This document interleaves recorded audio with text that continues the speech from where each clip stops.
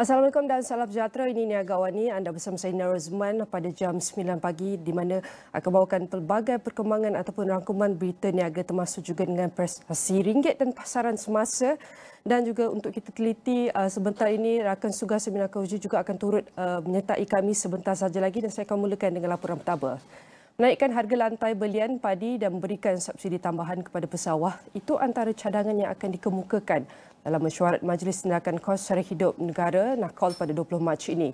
Ketua Kluster Task Force Pemantauan Kluster Makanan NACCOL, Datuk Syed Abu Hussein Hafiz Syed Abdul Fasal berkata, kedua-dua cadangan itu jika dilaksanakan bolehkan rakyat membeli beras pada harga lebih rendah iaitu RM30 untuk 10 kg berbanding ketika ini RM40 untuk 10 kg.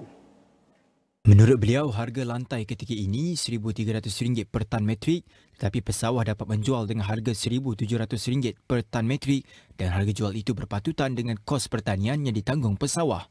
Pihaknya akan mencadangkan supaya harga lantai dinaikkan daripada RM1,300 kepada RM1,500 per tan metrik supaya bila berlakunya turun naik dalam pasaran dunia, pendapatan pesawah tidak terjejas. Ini secara tidak langsung dapat menggalakkan mereka untuk meneruskan industri penanaman padi sehingga mencapai tahap setara diri SSL dalam pengeluaran beras. Beliau berkata demikian kepada media selepas mengadakan sesi libat urus bersama wakil persatuan daripada pesawah, pengilang dan pemborong pada Khamis.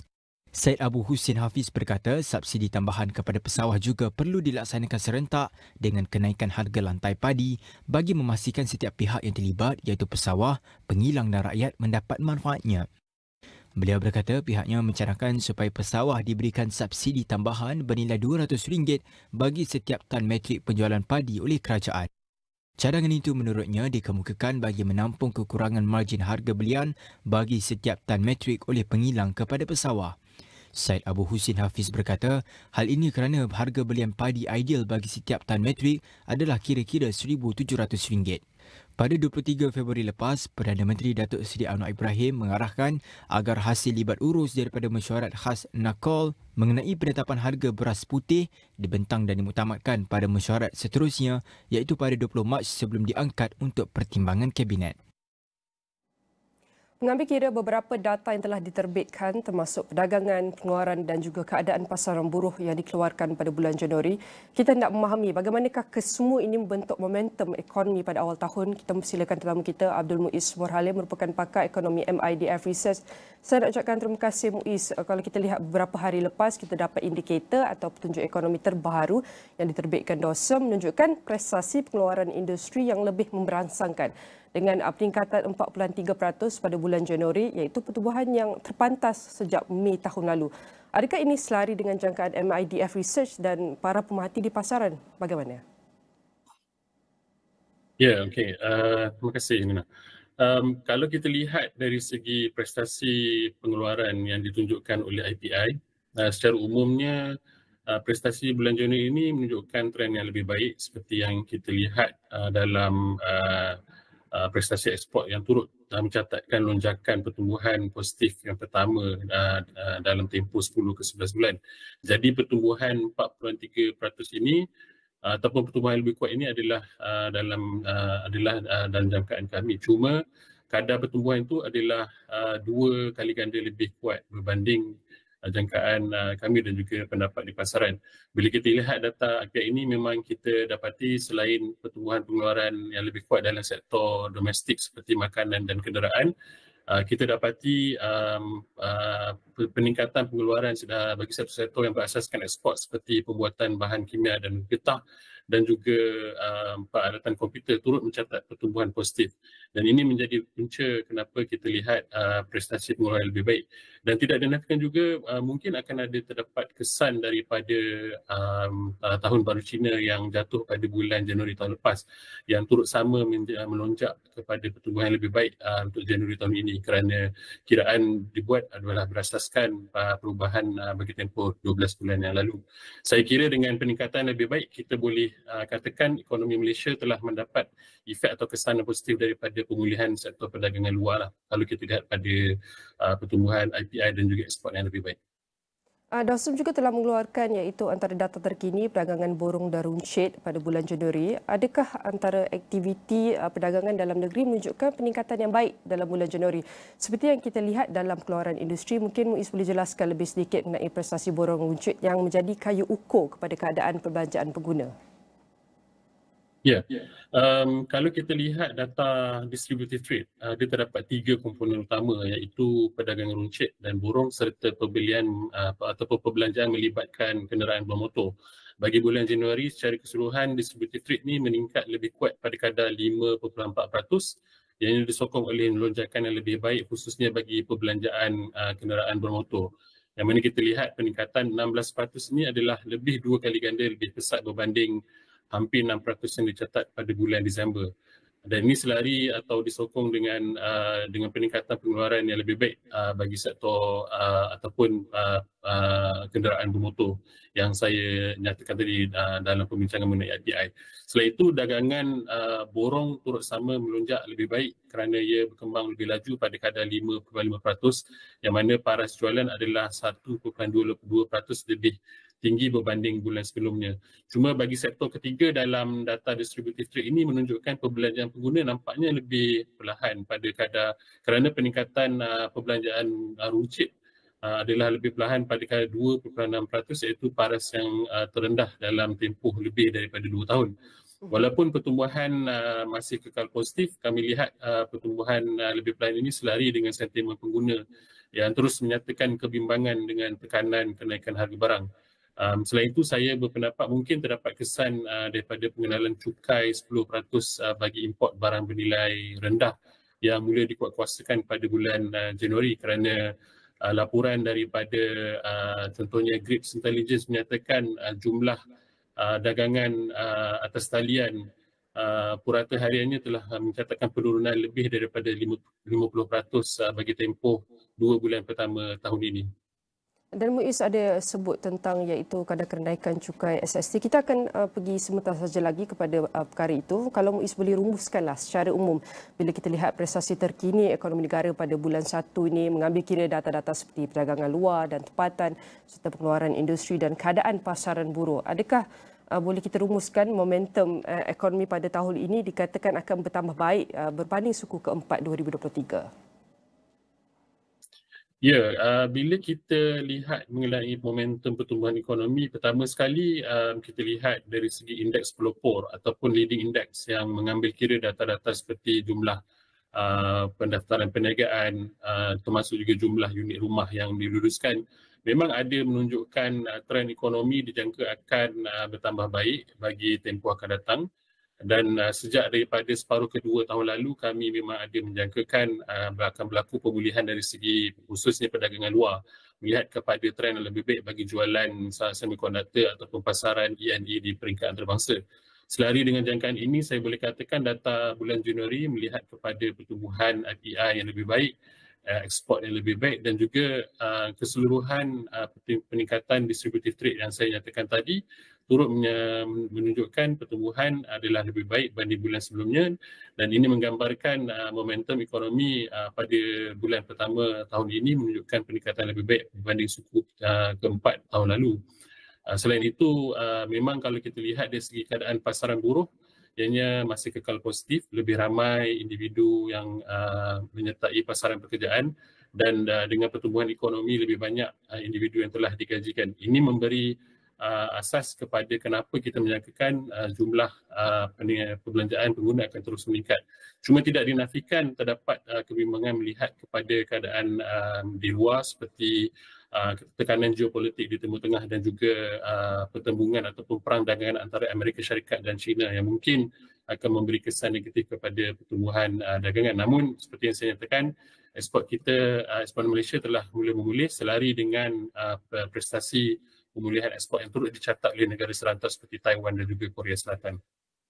Seperti yang Muiz kata tadi bahawa iaitu antara prestasi ekonomi daripada segi perbelanjaan pengguna akan terus meningkat, walaupun kita harus tetap teliti daripada faktor luaran yang akan mempengaruhi sebahagian besar ataupun sebahagian kecil daripada ekonomi tempatan, daripada ketegangan geopolitik, termasuk juga dengan iaitu perdagangan antara Amerika Syarikat dan juga China. Namun dengan prestasi ekspor mungkin akan menjadi pemacu kepada ekonomi.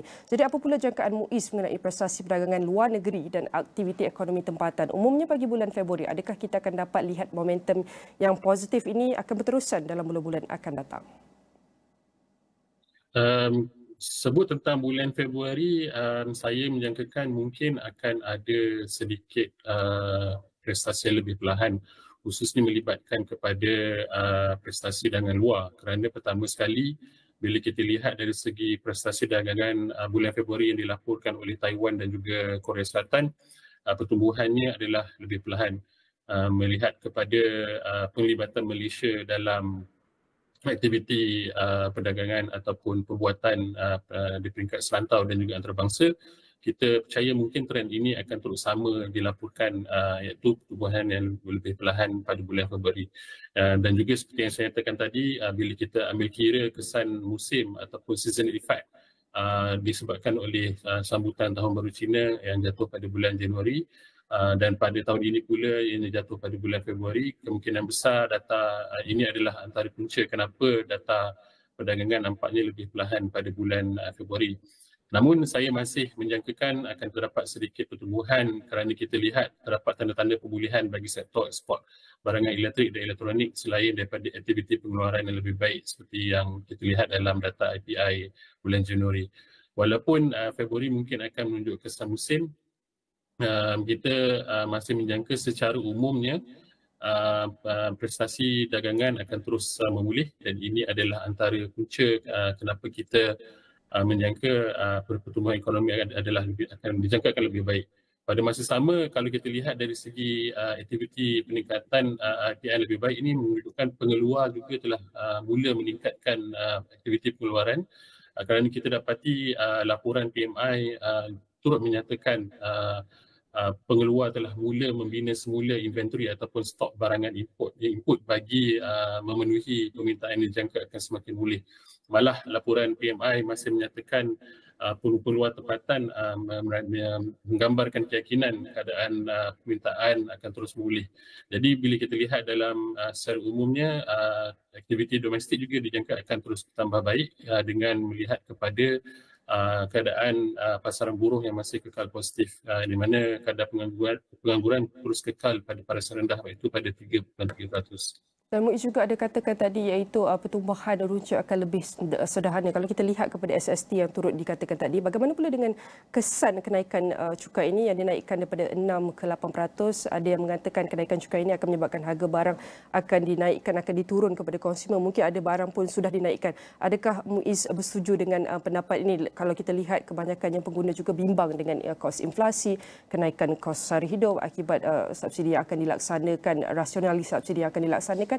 Adakah Malaysia rakyat perlu bersedia dengan perbelanjaan domestik akan lebih perlahan sekiranya sentimen pengguna tidak banyak berubah?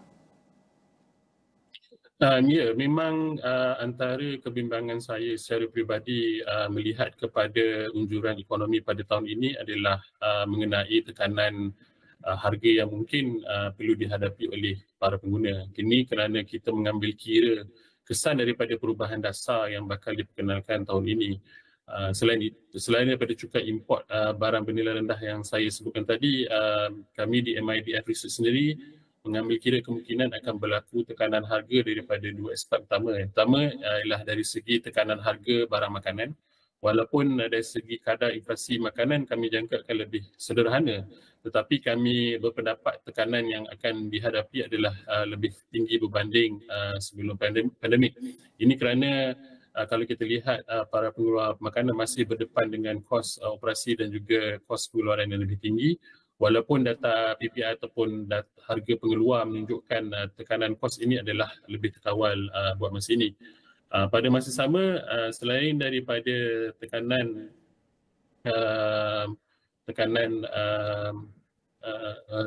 daripada makanan, seperti yang saya nyatakan tadi, kebimbangan kita ialah mengenai kesan daripada perubahan dasar melibatkan kenaikan cukai SST termasuk juga jangkaan perubahan harga minyak domestik apabila mekanisme subsidi bersasar dikuatkuasakan selain perubahan tarif bagi bil utility. Kami menyangka inflasi akan menaik kepada 3.2% tahun ini, iaitu lebih tinggi berbanding tahun lepas, dan ini akan terus memberi tekanan kepada para pengguna. Dari segi kesan langsung, kenaikan SST ini mungkin masih terlalu awal untuk kita kira. Cuma kita lihat dari perbualan di kalangan rakyat, saya percaya kebimbangan pengguna ini boleh berterusan, dan sekiranya dibiarkan, yang menjadi kebimbangan utama saya ialah sekiranya lebih ramai para pengguna mula memutuskan untuk mengurangkan perbelanjaan, kerana akhirnya ini akan memberi kesan negatif kepada pertumbuhan ekonomi domestik, iaitu pertumbuhan yang lebih perlahan. Cuma dalam satu sudut, bila kita lihat dari segi tekanan inflasi, core inflation yang lebih perlahan adalah dijelaskan oleh pemerintahan yang mungkin dijaga akan terus kekal sederhana. Baik, saya nak ucapkan terima kasih kepada Abdul Muiz Poharlim, merupakan pakar ekonomi MIDF Research, kerana bantu kami untuk memahami bagaimanakah prestasi ekonomi dan apakah yang patut dijangka mengenai pertumbuhan ekonomi untuk suku-suku yang akan datang dan bagaimana untuk kita bandingkan dan membuat penilaian terhadap keseluruhan iaitu rantaian ekonomi. Dan sekiranya kembali ini kita akan berhenti seketika dan kembali selepas ini.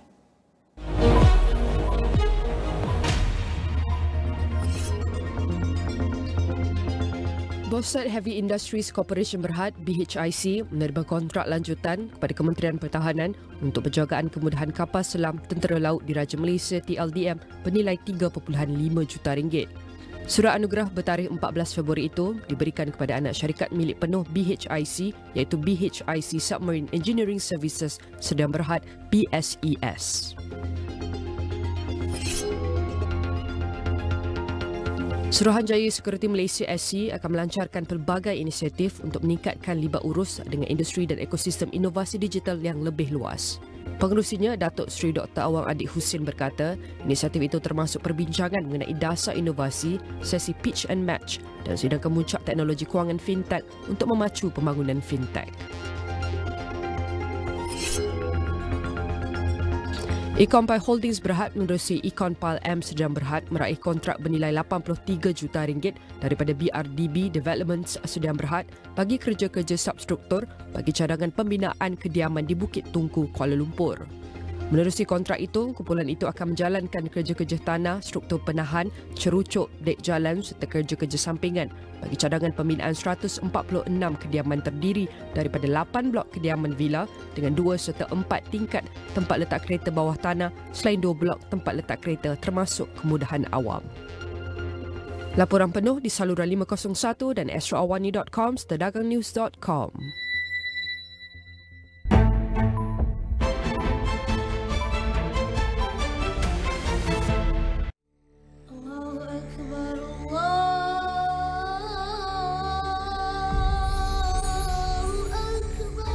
Satu nikmat yang besar bagi saya ialah masih diberi peluang untuk kita bersama-sama mengaji Al-Quran. Alhamdulillah. Manfaatkan masa dengan tadabbur. Sebelum kita mati, kita bahagiakan orang yang kita sayang. Abang yang susah. Senyum itu satu sedekah. Kita dah halal dah. Kisah drama penuh emosi. Mohon petunjuk jalan yang lurus. Sebagai panduan dan pengajaran. Belajar berdamai dengan takdir. Antara ramai-ramai diorang banyak mendoakan kebaikan untuk kita semua. Menyantuni sesama insan dan mensyukuri nikmat. Ha? Boleh? Benar, tuan-tuan. Together. Hargai setiap detik bermakna. Masa adalah anugerah terindah. Salam Ramadan Al-Mubarak dari Astro.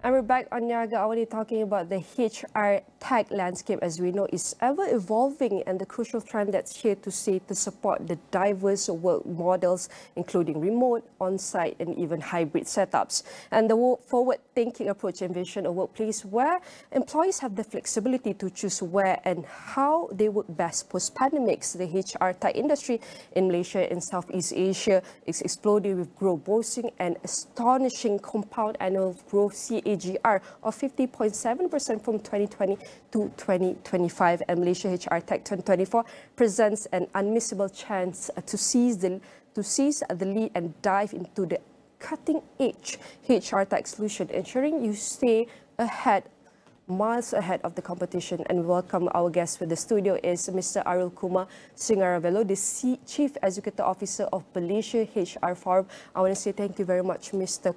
Arul, for joining me in the studio. And firstly, we're going to touch on digital transformation of HR. How can HR leaders especially ensure that the digital transformations initiative align with the organization's overall strategic objectives? So thanks for having me today. No worries, thank you. I think now we know in today's environment, everything is going digital, right? So HR is not excluded as well. For leadership in any organization to embrace technology and to ensure that this technology advancement is in line with their business goals is to first understand what are their intentions, what are their goals moving forward, how do they want to propel their organization forward. And using traditional methods to propel forward, it'll be a challenge today, right? So in order to move forward the way they want to be at the faster speed with lesser hiccups and so on, is to embrace technology, right? So today we're using technology in almost every aspect of our life. So in HR as well, to move on from our traditional approach to a more modernized approach is to use technology, because technology helps to speed up implementation. It helps to identify areas that we can't see or we can't think of, right? So without technology, we will probably remain as what we were, with growth, but a slow growth. As you mentioned, if they want to move on with traditional approach could be a lot more challenging. But shifting from the traditional approach to a bit more modernized approach, what are the key considerations we call for HR departments when selecting and even implementing digital tools and platform for recruitment, performance management, and employee management? Yeah. Now that's quite interesting. I can tell you there are organizations out there that have blindly implemented technology, thinking that if I would implement this technology, we can have a real transformation. Now, technology cannot cause transformation. Technology can help to speed up transformation. So if an organization sees the need to transform their organization, it is not technology, it is people, right? But in order to help people to transform, technology helps. So, so to consider what are the factors before we can implement technology is, of course, to look at what are the real needs. Is there a need in the first place? Or should we just maintain the way we do it today? Second is, of course, cost, right? There are cheap options or cost-effective options. There are also options that is considered expensive, right? So what can the organization afford? And the third is sustainability in managing it. So, in Bahasa we said hangat-hangat. So, yeah, we should always ensure that if we're going to implement this, we can continue doing this, we can sustain it for a long period of time. There are cases where, organizations pursue technology adaptation, but halfway they give up, right? So this has got to be avoided. Otherwise, it's frustrating, it costs money, you've got everyone excited, and only later to tell them, oh, we are so sorry, we've got to pull this back, right? So cost, sustainability, and practicality of whatever technology that they want to adopt. Yes, cost, credibility, and even sustainability. And you've mentioned what I liked previously. You said that technology cannot cause transformation, but it can alleviate and speed the transformation. And how can the HR leverage on data analytics to optimize employee experience, improve organizational outcomes during the digital transformations process? Yeah. Now, I just would like to take one or two steps back. The HR challenges today is not so much different from what we were in the past, right? Organization still grapples with issues of hiring employees, getting the better fit in terms of, for the job, retaining employees, growing leaders. Now, technology today provides the tools that organizations could use to manage all these issues, right? So what, in my view, what organizations should consider, when they were to look into all this technology and so on, is to ensure the relevancy of these tools can help in their goals, right? If we were to just take a particular tool because it was successful somewhere else, now, what is successful elsewhere may not be successful with us. A different term. Yeah. So if we were to copy what is successful in another organization, different organization have different parameters, different cultures, different landscape of decision making, different leadership style. So we can't just take and copy. So you got to ensure that it really aligns with what we need. And every unit in the organization is able to embrace what we approach, what we do, what we implement. Yes, one size doesn't fit all, obviously. And talking about employee engagement strategy, how can HR departments especially measure the effectiveness of their employee engagement strategy beyond the traditional metrics, like employee satisfaction surveys and all that? Yeah. Now, I think a lot of organizations today, post-COVID, when COVID came, we were quite relaxed. We used to do things the way we used to do in the past.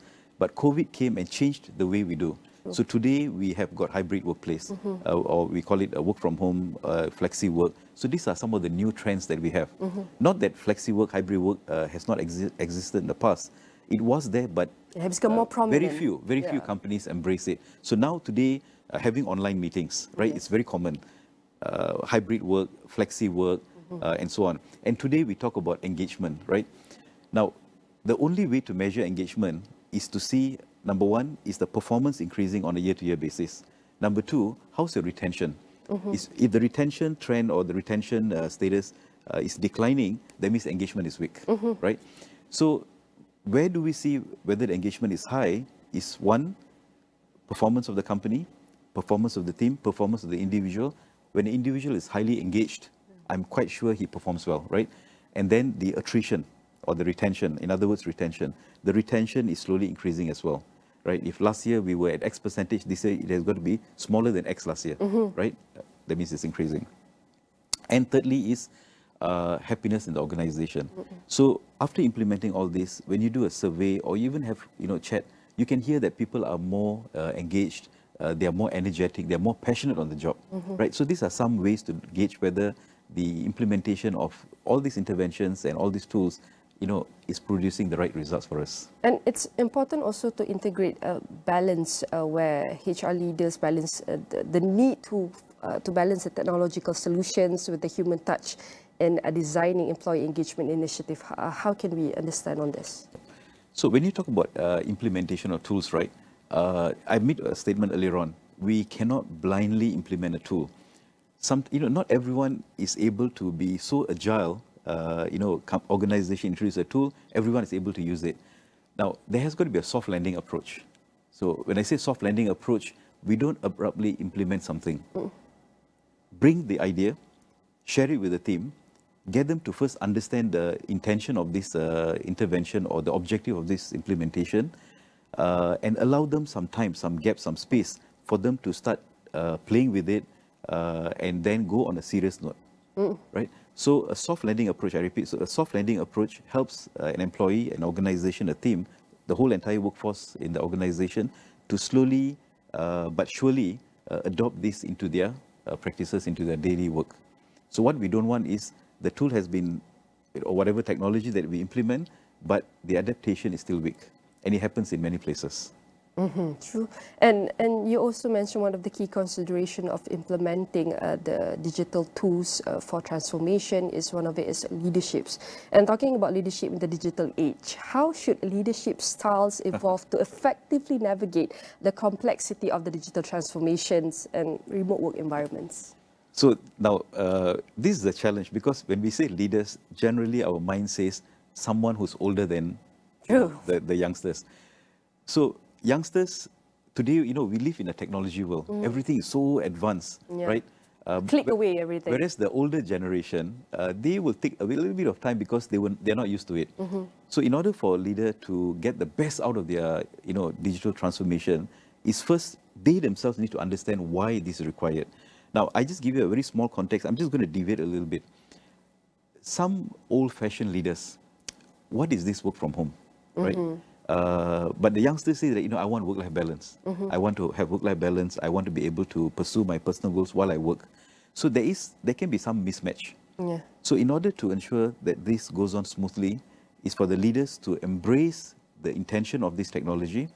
They must first believe in it, right? They must first believe in it before you can sell this idea to the rest, right? And sometimes be open to a little bit of feedback, a little bit of criticism, constructive feedback, because the young ones who are more advanced than us will be able to tell us that this can help us to do this. For example, the older generation, the older leadership, they may prefer to still write traditionally. But the young ones will say that, boss, we don't need this. Let's use ChatGPT. True. Right? So you see, you have got this difference of opinion, but we need to find how to gap this. How to integrate this. Yep. How to integrate, close the gap. So leaders, when you want to do it, get the inputs from your young ones as well, your junior team members. Sometimes they may have ideas that we never thought of. Correct. We usually they say the young has more ideas, but maybe the both seniors, they are more practical. But it's important we can integrate both ways. And talking about ChatGPT, AI, what are the most significant barriers to successful AI integration in HR processes? And how can organizations overcome them while ensuring ethical and responsible use of AI? That's something interesting. Today, the youngsters says that, the junior ones, the senior ones, no issues because they are so well accustomed with the older method of, writing letters. So let me bring you into the IR area, industrial relations, employment laws. So today, the young, the junior employees or those who wants to take a shortcut, they say that even warning letters, let's use ChatGPT, right? So they go to ChatGPT and ChatGPT gives them, the output that is required. But whatever that you're going to put on the letter, is this aligned with our employment regulations? Now, that could be a bit of a trick. ChatGPT can give you what has been inserted into ChatGPT, right? Whatever source of data, source of information that ChatGPT has. But ChatGPT will not be able to know what is the latest today. There's always a time lapse, right? So there could be some gaps there. So ChatGPT could help us, but we still need the human intervention a little bit. We still need human touch. So remember, I made a statement earlier on. Technology cannot cause transformation, but technology can help to speed up, can help to accelerate. So similar in this case, adoption of ChatGPT, or now we call it generative AI, it can help us to speed up the work, to bring us to the, the final point, the finishing touch. But you still require that small part where we need to use our thought process, our, what we've been trained on, what is happening today to complete the task. All right. Actually, we want to talk more on this. We have a balance of 2 minutes, Mr. Ariel. And maybe lastly, I want to touch on the future trends in human resource, HR, and leadership development. We want to see, add a little bit of gig economy. What role will gig economy workers and remote freelancers play in the future workforce? And how can HR adapt strategies to engage and manage this contingent workforce effectively, one? And second, how can organization foster a culture of continuous learning, essentially, and development to empower employees and leaders to thrive in an era of rapid technological changes and even digital disruptions? 2 minutes, a bit tricky to answer this, but let me do a quick one. Now, the gig mode of employment is already evident today. Not just what we see in food delivery, ride-hailing, parcel delivery, etc., but even in human resources, right? Organizations are today outsourcing part of their process to these gig workers. You don't have to be at the office. You can still do it at home. You can do it on certain freelance basis, etc. It is already happening, right? But what HR could do is to, go through all your tasks, all your positions, to see what requires someone to be in the office on a full-time basis, and what are the roles that can be done via, third party, right? You can use these gig workers to do it for you. So analyze your task, the roles that you have, and then take it from there, right?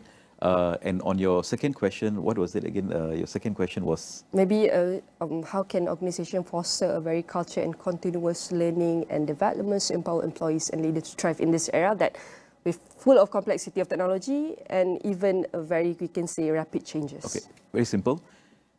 Just ensure that anything that we do, keep it simple, right? Don't make it very complex.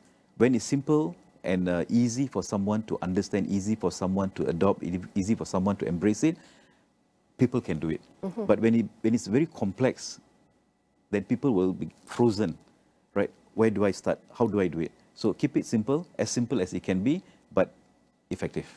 I want to say thank you very much to Mr. Arul Kumar, the CEO of Malaysia HR Forum, for joining us in the studio and helping us explore the HR tech trends and even innovation, and hope to see you again soon. And for those of you who missed out this conversation, can tune in at AWANI.com, and we will feature along all across digital platform.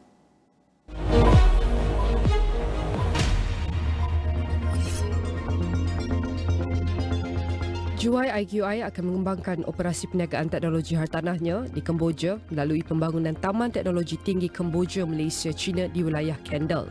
Peluang tersebut diusahakan Perbadanan Ekonomi Digital Malaysia MDEC menerusi pemeteraian Memorandum Persefahaman antara JUI IQI dengan Premium Housing Group dari Kemboja sempena Forum Kerajaan Digital di Phnom Penh 12 Mac lalu.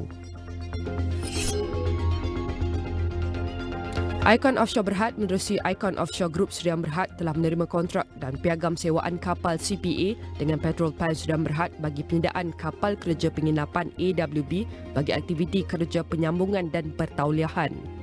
Kumpulan itu dalam satu makluman kepada Bursa Malaysia berkata, penyediaan perkhidmatan akan dimulakan serta-merta selepas selesai pemeriksaan prasewa AWB. Syarikat Rosetta Partners Sdn Berhad muncul sebagai pemegang saham terbesar di dalam high-tech padu Berhad, iaitu sebanyak 15.9% kepentingan. Dalam makluman di Bursa Malaysia, high-tech padu mengumumkan Rosetta Partners Sdn Berhad telah membeli 16.1 juta saham high-tech padu dalam dua transaksi itu, 6.158 juta saham pada 11 Mac dan 9.691 juta saham pada 12 Mac menerusi urus niaga langsung. Laporan penuh di saluran 501 dan astroawani.com serta dagangnews.com. Menjelang hari terakhir lawatan Perdana Menteri Datuk Seri Anwar Ibrahim ke Jerman, lebih banyak acara dan misi pelaburan menanti delegasi Malaysia. Perdana Menteri dijadual memulakan jadual dengan penerbangan dari Berlin ke Hamburg, diikuti dengan aktiviti bersama komuniti Islam di Masjid Al-Nur. Laporan lanjut bersama Irfan Faruqi kini di Hamburg. Terima kasih rakan tugas di Pusat Peranan Asia. Tapi untuk hari ini, laporan yang saya bawakan bukanlah rangkuman apa yang berlaku pada hari sebelumnya, melainkan pada hari Khamis tidak ada sebarang jadual rasmi yang dijadualkan untuk aktiviti Yang Amat Berhormat Perdana Menteri Datuk Seri Anwar Ibrahim. Sebaliknya untuk hari ini, pada hari Jumaat sekitar pada pukul 12.30 hari nanti, waktu 7 petang waktu Malaysia, Yang Amat Berhormat Perdana Menteri Datuk Seri Anwar Ibrahim dijadualkan melaksanakan dan menunaikan solat Jumaat di Hamburg dan diikuti dengan pertemuan bersama dengan syarikat Nexperia sebelum makan malam bersama dengan Pertubuhan Perniagaan di Hamburg. Dan pada hari yang sama, Datuk Seri Anwar Ibrahim dijadualkan terbang kembali ke Kuala Lumpur dan itu melabuhkan tirai lawatan rasmi Yang Amat Perdana Menteri Datuk Seri Ibrahim di Jerman yang bermula sejak daripada Isnin lalu, sekira kita tidak mengambil kira hari sebelumnya, iaitu hari ketibaan Perdana Menteri dan delegasi Malaysia ke Jerman. Dan itu sahaja laporan untuk waktu ini sekitar apa yang akan berlaku sepanjang hari ini, yang boleh disifatkan sebagai sekali lagi Datuk Seri Ibrahim meneruskan dan konsisten untuk melaksanakan solat Jumaat bersama dengan jemaah Muslim, jemaah Islam, bahkan juga di Jerman.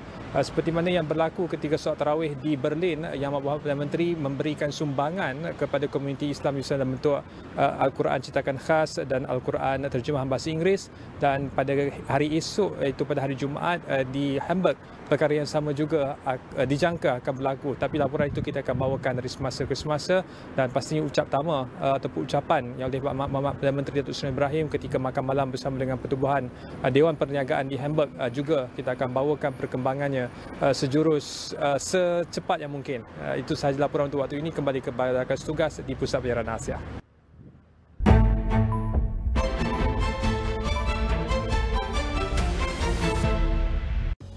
Kerjasama lebih erat untuk bagaimana memperkuat ASEAN. ASEAN sekarang kan di crossroad, jadi Indonesia dan Malaysia bisa menjadi pilar untuk memperkuat kesatuan dari ASEAN. So we see a tremendous future for hydrogen to be a part of the decarbonization of the planet. At this point of time, Malaysia and India, and where we have been sort of focusing on developing projects. Anugerah yang meragut nyawa seorang ibu. Nak asal kanku. Patutnya dia yang mati, bukan mak. Anak si Jujur tu kungsang. Yang satu apa? Keliru tanpa kasih ibu. Kita lelaki. Abang belum boleh lupakan lagi arwah Munah. Tuan dah anggap dah anak-anak abang macam anakku sendiri. Mampukah kasih ibu dikembalikan? Kunsa di Astroria dan On Demand. Perhatian tertumpu kepada pertemuan gergasi merah di suku akhir Piala FA. Pertempuran antara pasukan tersohor yang sukar diramal. Perlawanan sengit yang mampu menggegar dunia. Perjuangan demi kegemilangan berterusan. Suku akhir Piala FA Emirates secara langsung di Astro Supersport dan Astro Go. 5 lelaki penghantar makanan didakwa di Mahkamah Magistrate Bangi atas tuduhan membunuh seorang pemandu kereta lelaki dalam satu kejadian. 4 sungai di sekitar kawasan perindustrian Pasir Gudang di Johor termasuk Sungai Kim Kim didapati tercemar dan berada pada tahap yang membimbangkan. Kerajaan sudah mulakan inisiatif untuk menggantikan kenderaan operasinya kepada kenderaan elektrik EV dalam skala kecil terlebih dahulu.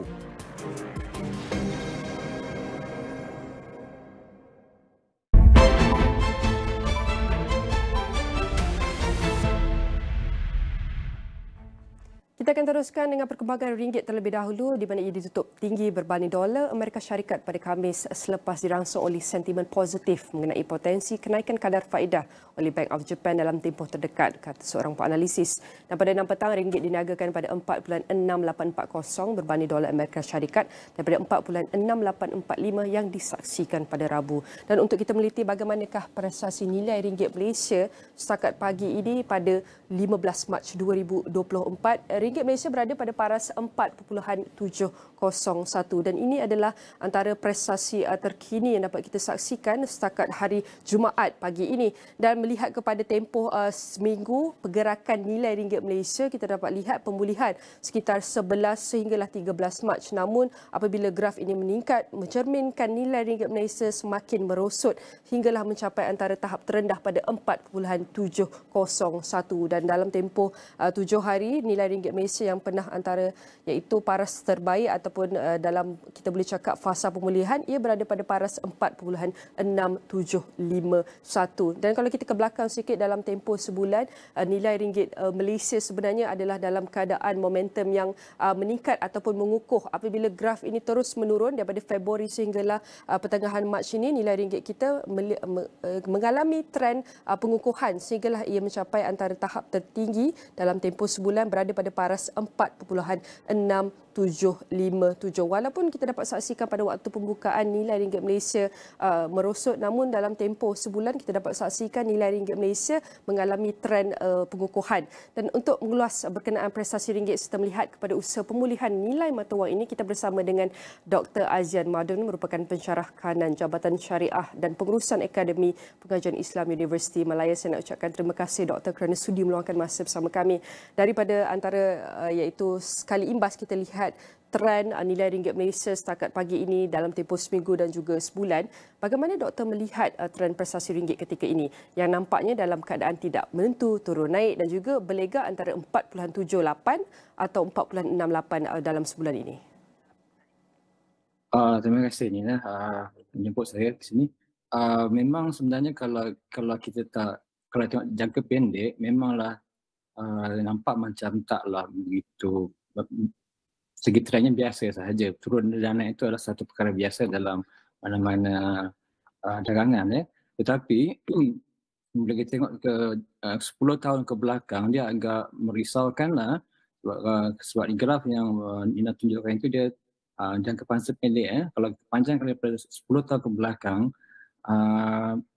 agak merisaukan sebab dia punya semakin lama semakin nilai semakin lama semakin meningkat daripada 3.1 pada tahun 2014-15 itu sampai ke sekarang 4.6. So itu bagi saya dia agak merisaukan lah. Namun begitu nak kata kita seorang saya tidak juga sebab kita dengan Indonesia kan, US dollar berbanding dengan rupiah Indonesia, dia punya polanya more or less lebih kurang sama. Dia punya ni, kalau kita tengok kat belakang lagi, kalau tengok grafik kita injakkan lagi sampai 10 tahun ke belakang, dia more or less dia punya trend dia lebih kurang tak jauh beza ya. Dia punya tu so, agak merisaukan jugalah sebab dalam pasaran saham, pasaran mata wang ni tak jauh beza dengan pasaran saham, dia ada turun dan naik.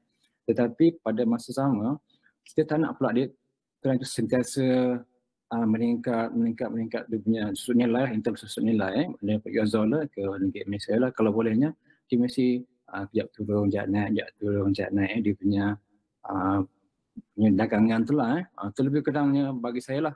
Pendapat saya dia agak merisaukan dari segi bila kita tengok trend tu panjang ke belakang, sebab dia dah mencecah hampir kepada 4.67 sekarang kan. Itu lebih kurang saya punya nilai awal lah berkenaan dengan mata wang ringgit ini. Okey, kembali kepada Nila. Terima kasih doktor. Seperti yang doktor kata, dalam jangka masa pendek kalau kita lihat pergerakan nilai ringgit Malaysia ni mungkin agak biasa dan berada dalam keadaan baik, tetapi kalau kita pergi ke belakang dalam tempoh jangka masa panjang dalam 10 tahun, nilai ringgit Malaysia sudah mengalami trend penyusutan ataupun kemerosotan yang berterusan sehingga mencapai antara tahap yang terendah pada 4.702 yang ramai yang melahirkan kebimbangan apabila melihat angka-angka dan graf ini. Apabila ia meningkat, kita tahu nilai ringgit Malaysia semakin jatuh, dan melihat kepada kejatuhan nilai ringgit Malaysia berbanding dolar Amerika ini, ada yang mengaitkannya dengan suasana ekonomi negara yang tidak memberansangkan. Bagaimana pandangan doktor?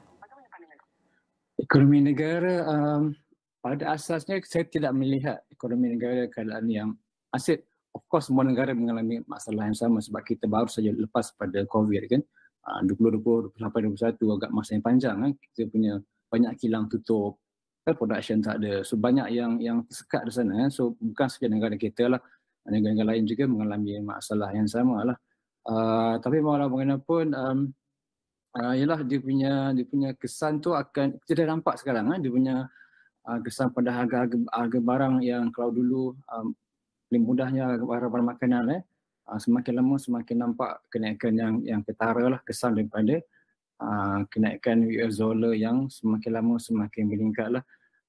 Itu saya punya berkenaan dengan ringgit Malaysia. Tapi kita kena ingat di sana kita ada Singapura. Sebagai Singapura kita punya dagangan yang terdekatnya, dan kita lain.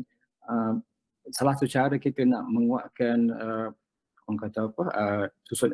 menguatkan mata wang berbanding dengan US dollar, kita juga kena menguatkan kita punya ringgit dengan Singapura dollar juga, sebab dia saling kait-mengait. Jadi kalau kita kuatnya sebelah US dollar tapi sebelah Singapura tak kuat, tak guna juga, sebab kan ada apa dipanggil unsur-unsur arbitrage dalam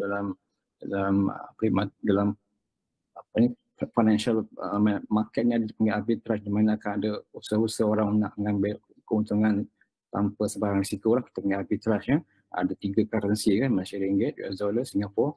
So ketiga ni mesti bergerak dalam keadaan yang orang kata tidak boleh ada pihak yang boleh mengambil untung dengan cara yang risk free lah kita kata. Itu lebih kurang. Dan Dr. Aziz, saya nak tambah sikit dengan apa yang telah dikatakan BNM dalam kenyataan sebelum ini, memaklumkan bahawa beberapa langkah intervensi moneteri dilakukan hasil kerjasama dengan GLC atau GLIC dalam menggalakkan lagi aliran masuk yang berterusan ke dalam pasaran pertukaran asing. Adakah langkah ini dilihat tepat dan berjaya merujuk kepada trend pengukuhan ringgit sejak 2 minggu ini? Sebenarnya itu juga lah satu cara. Sebenarnya ada banyak lagi cara, kata apa, dipanggil buying ataupun selling your own currency lah, satu cara untuk kita menguatkan currency lah kan, dengan cara sama ada kita menurunkan bekalan ataupun dengan mengurangkan bekalan dengan cara kita membeli mata wang kita sendiri lah. Contohnya kalau kita ada mata wang ringgit kita tukarkan dengan, kita ada ringgit Malaysia, tukarkan dengan US dollar. So dengan cara itu kita punya local currency, dia punya supply semakin kurang lah. So bila supply semakin kurang dengan demand masih lagi sama, maka kita punya ringgit akan appreciate lah berbanding dengan US dollar. Itu caranya lah lebih kurangnya, which is betul lah. Tetapi di sana ada sedikit biasanya keadaan intervensi secara begini exchange rate management. Jadi biasanya dia sifatnya adalah short term, dia tidaklah jangka masa panjang, mungkin less than 4, 5, 6 mungkin boleh lah, sebab dia memerlukan kos yang besar untuk kita nak. Dia macam ni lah, dia macam pesanan saham. Kita tengok kalau kita tengok harga saham kita makin turun, kita akan cuba beli balik kan, supaya harga semakin naik. So, bila kita beli itu dia menyebabkan kos kita nak support supaya harga saham kita makin lama makin naik lah. So itu boleh jangka masa pendek, okey boleh, tapi jangka masa panjang dia tidaklah tidak menjamin sangatlah. Tetapi yang jauh lebih penting lagi bukan setakat itu, tapi sebenarnya jauh lebih penting lagi adalah dengan cara kita menguatkan keyakinan pelabur, keyakinan pasaran luar terhadap politik negara kita, segi tadbir urus negara. Itu yang biasanya pelabur akan tengoklah, bukan hanya setakat data-data ekonomi semata-mata, such as GDP ke inflation ke interest rate ke apa ke. So, jauh lebih itu adalah bagaimana pelabur luar melihat tadbir urus negara Malaysia ini macam mana. Adakah diurus yang baik, ada tak unsur-unsur corruption gitu kan, ada tak unsur-unsur pecahan manah, okey, macam renewable energy kan.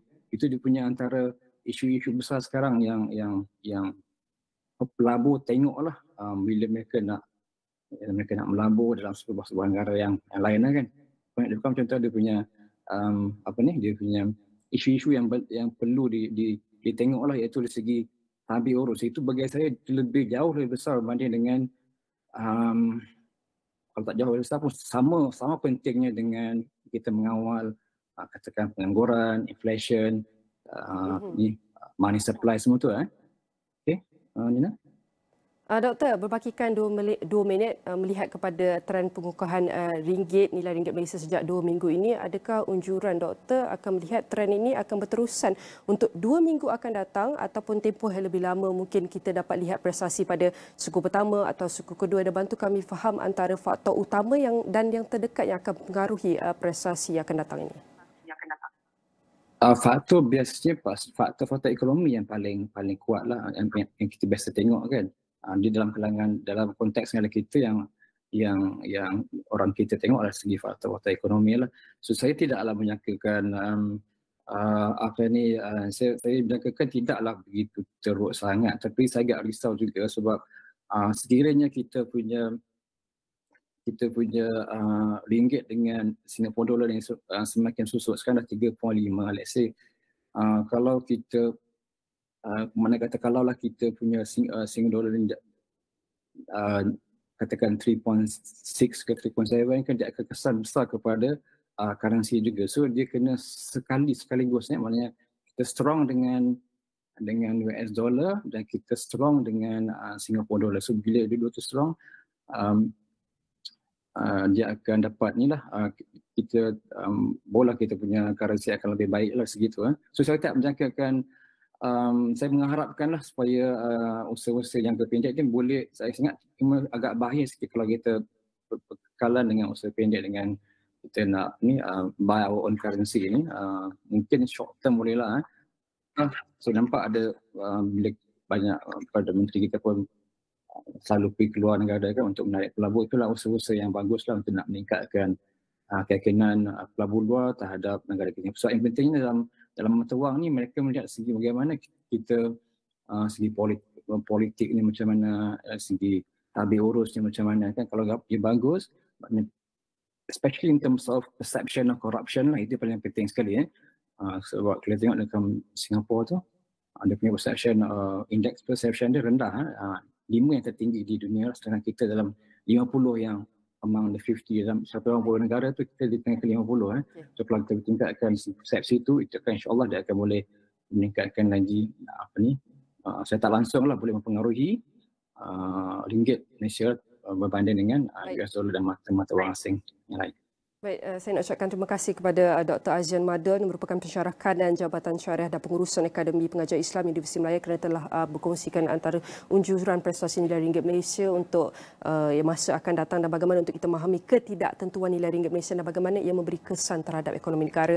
Dan semua perbincangan ini akan kami rangkumkan dalam astroawani.com. Dan saya akan teruskan dengan perkembangan FBM KLCI itu Bursa Malaysia, bagaimana kontrak niaga hadapan FTSE Bursa Malaysia KLCI FBM KLCI di Bursa Malaysia Derivatif ditutup tinggi pada Khamis. Pada penutup dagangan, kontrak bulan semerta Mac 2024 dan April 2024 naik 4.0 mata setiap satu masing-masing kepada 1537.0 dan 1538.0 Jun 2024, menokok 5.0 mata kepada 1541.5, manakala September 2024 menambah 4.5 mata kepada 1531.0.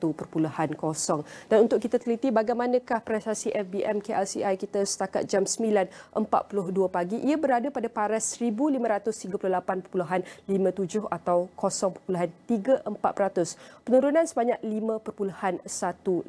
Kita dapat lihat prestasi FBM KLCI kita pada waktu pembukaan Jumaat ini masih melepasi paras 1,500, dan untuk lihat dalam tempoh lebih lama 5 hari daripada Isnin minggu lepas sehinggalah pagi Jumaat ini, prestasi Bursa Malaysia telah mencapai antara paras yang tertinggi pada 1,556.04. Namun apabila masuk Rabu sehinggalah hari ini, FBM KLCI kita telah mengalami trend penurunan sehinggalah kita mencapai tahap terkini kepada 1,538.84. Dan ini adalah prestasi nilai ringgit Malaysia dan FBM KLCI kita yang dapat kita saksikan setakat 15 Mac 2024.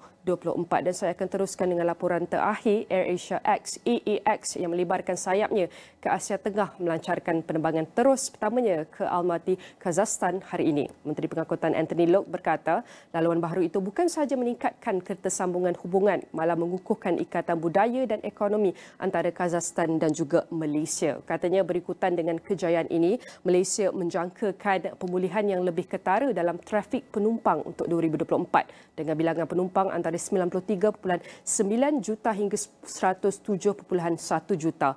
Loke berkata, laluan baharu AirAsia X itu menunjukkan kepentingan Asia Tengah sama ada melibatkan pertukaran dalam bidang pendidikan, pelancongan atau industri halal, dengan Malaysia menjadi rakan kongsi dalam trajektori pertumbuhan rantau ini. Tambahnya, beliau mengharapkan lebih banyak peluang untuk perdagangan, pelancongan dan pelaburan di kedua-dua negara.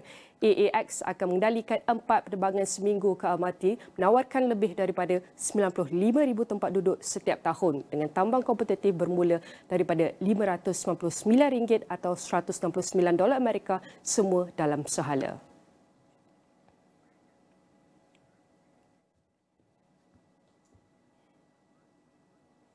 Sekian saja perkongsian daripada saya, Nina Rozman. Selepas ini anda akan bersama rakan tugas Tehmina Kaoosji yang akan membawakan rangkuman Niaga Spotlight. Jangan ke mana-mana, kita akan beristirahat seketika, kembali selepas ini.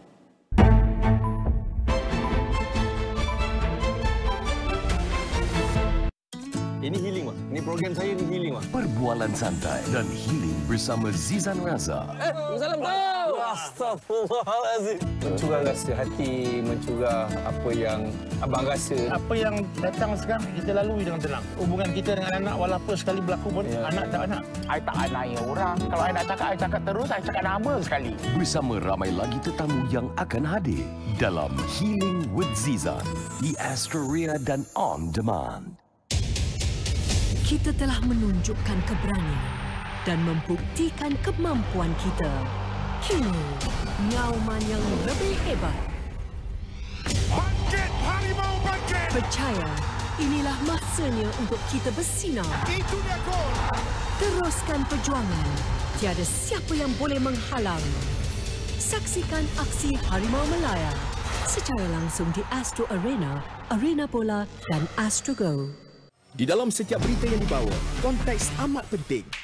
Cara kita mendapat berita kian berubah. Melalui media sosial maupun saluran digital yang lain serta kaca TV. Kami sentiasa membawakan yang tergempar dan terkini. Kita ni buat sesuatu yang berbeza. Berteraskan acuan verifikasi yang diamalkan supaya setiap fakta adalah sahih. Daripada analisis pelbagai sudut yang mendalam, laporan-laporan khas dan perbincangan yang membina negara. Inklusif, suara rakyat kami ajukan.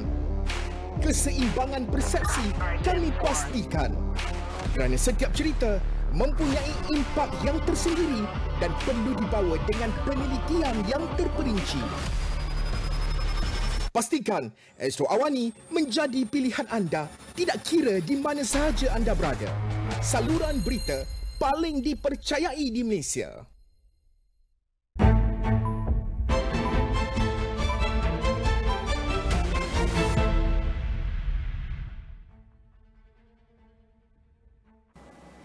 Hello and welcome to Niaga Spotlight with me, Tehmina Kaoosji. Niaga Spotlight goes through the week in business and future affairs, market watch, industries, analysis and insights. We've got you covered right here on Niaga Spotlight. Well, this week we're taking a deep dive into the construction sector. Now, did you know, FYI, in Malaysia, the construction industry sector outlook in 2024 is pretty promising. Work completed has actually amounted to 132.2 billion ringgit in value as of late 2023. So additionally, we've had multiple catalysts. We're talking about the rollout of mega projects, MRT3, etc., and the up-and-coming earnings recovery, which actually rallied Bursa Malaysia's construction industry index to the highest in 4.5 years. To deep dive a little more into all the interesting issues that we have on the plate today, I have joining me in the studios Pui Keng Lee, who's principal with Technical Delivery Unispace Singapore, joining me in the studios. Hi Pui Keng, how are you doing today? I'm good, thanks for having me here. Fantastic. So Pui Keng, let's get the ball rolling by talking a little bit about what are some interesting new developments that you're looking forward as, of course, a construction industry player, and also looking at the developments that have been happening ever since the pandemic lockdowns completely eased. I think one of the biggest topic that we are often thinking about is to mitigate risk, as risk plays a big part of our daily lives in terms of contracting. So as they are so prominent, we are always on the track to try to mitigate them and minimize them. And the good thing now is that there is actually abundance of technology that's available in the market to help us with tackling this risk. And some of it could be using technology to pre-scan slabs so that we can uncover the surfaces or the plumbing pipes that are running under the ground. We are also thinking about technologies such as BIM, which is a modeling tool to help us to understand how does each different element comes together. And with all these parts coming along, we hope to mitigate risk in the long run. All right, so it's very interesting that you're also speaking about the long run, but at the same time looking at all these interesting technologies like BIM coming in the short term. From your observations and what Unispace has been working on, Pui Keng, do you notice that there is much resistance to adopting such technologies, especially when it comes to shifting the ecosystem from contractors, bearing a lot of risk, to perhaps making it a little bit more evenly spread? Well, that's an interesting question. For the risk that's bearing by contractor, I think it's because of the process, and contractors are typically the last leg in the entire construction process. When during the get-go, we are talking about designing, we are talking about variations, we are talking about costing, and obviously the overlying schedule. Unfortunately, contractors being at the last line of it bears a lot of that risk. And by adopting technologies, as I mentioned earlier, we hope to resolve most of these issues, but however, there could be a high barrier of entry due to cost and skilled technicians to be able to operate all these technologies that we also need to consider as one of the factors. Exactly. Now, especially being a very technology-related sector, of course, we'll go a lot deeper into that, and there's many interesting issues to talk about. Let's look at IBS adoption. Perhaps if you could start us off by just letting us know in plain layperson terms, what is the IBS system and how does it compare to others that are currently in use? Yeah, IBS, or we commonly know them as industrialized building systems, you can imagine them as Lego blocks.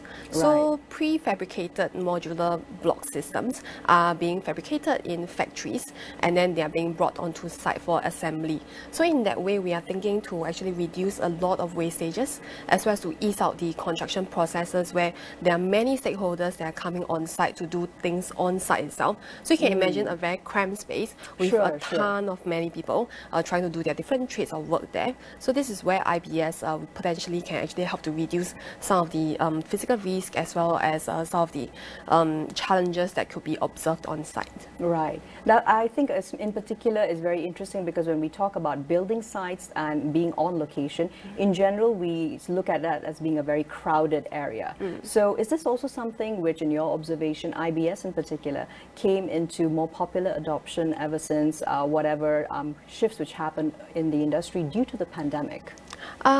Yes and no. I believe, and I'll just answer the no part first. There's still a high barrier of entry. You need a lot of skilled technicians and workers to be able to formulate and conceptualize the IBS systems.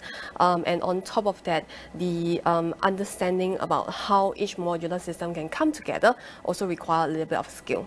So the upskilling, there's still a little bit of the gap within the industry. But yes, because of pandemic, we are trying to avoid more personal in-person time to time with the other vendors. We are trying to minimize contact, and this actually come to popularity during that period.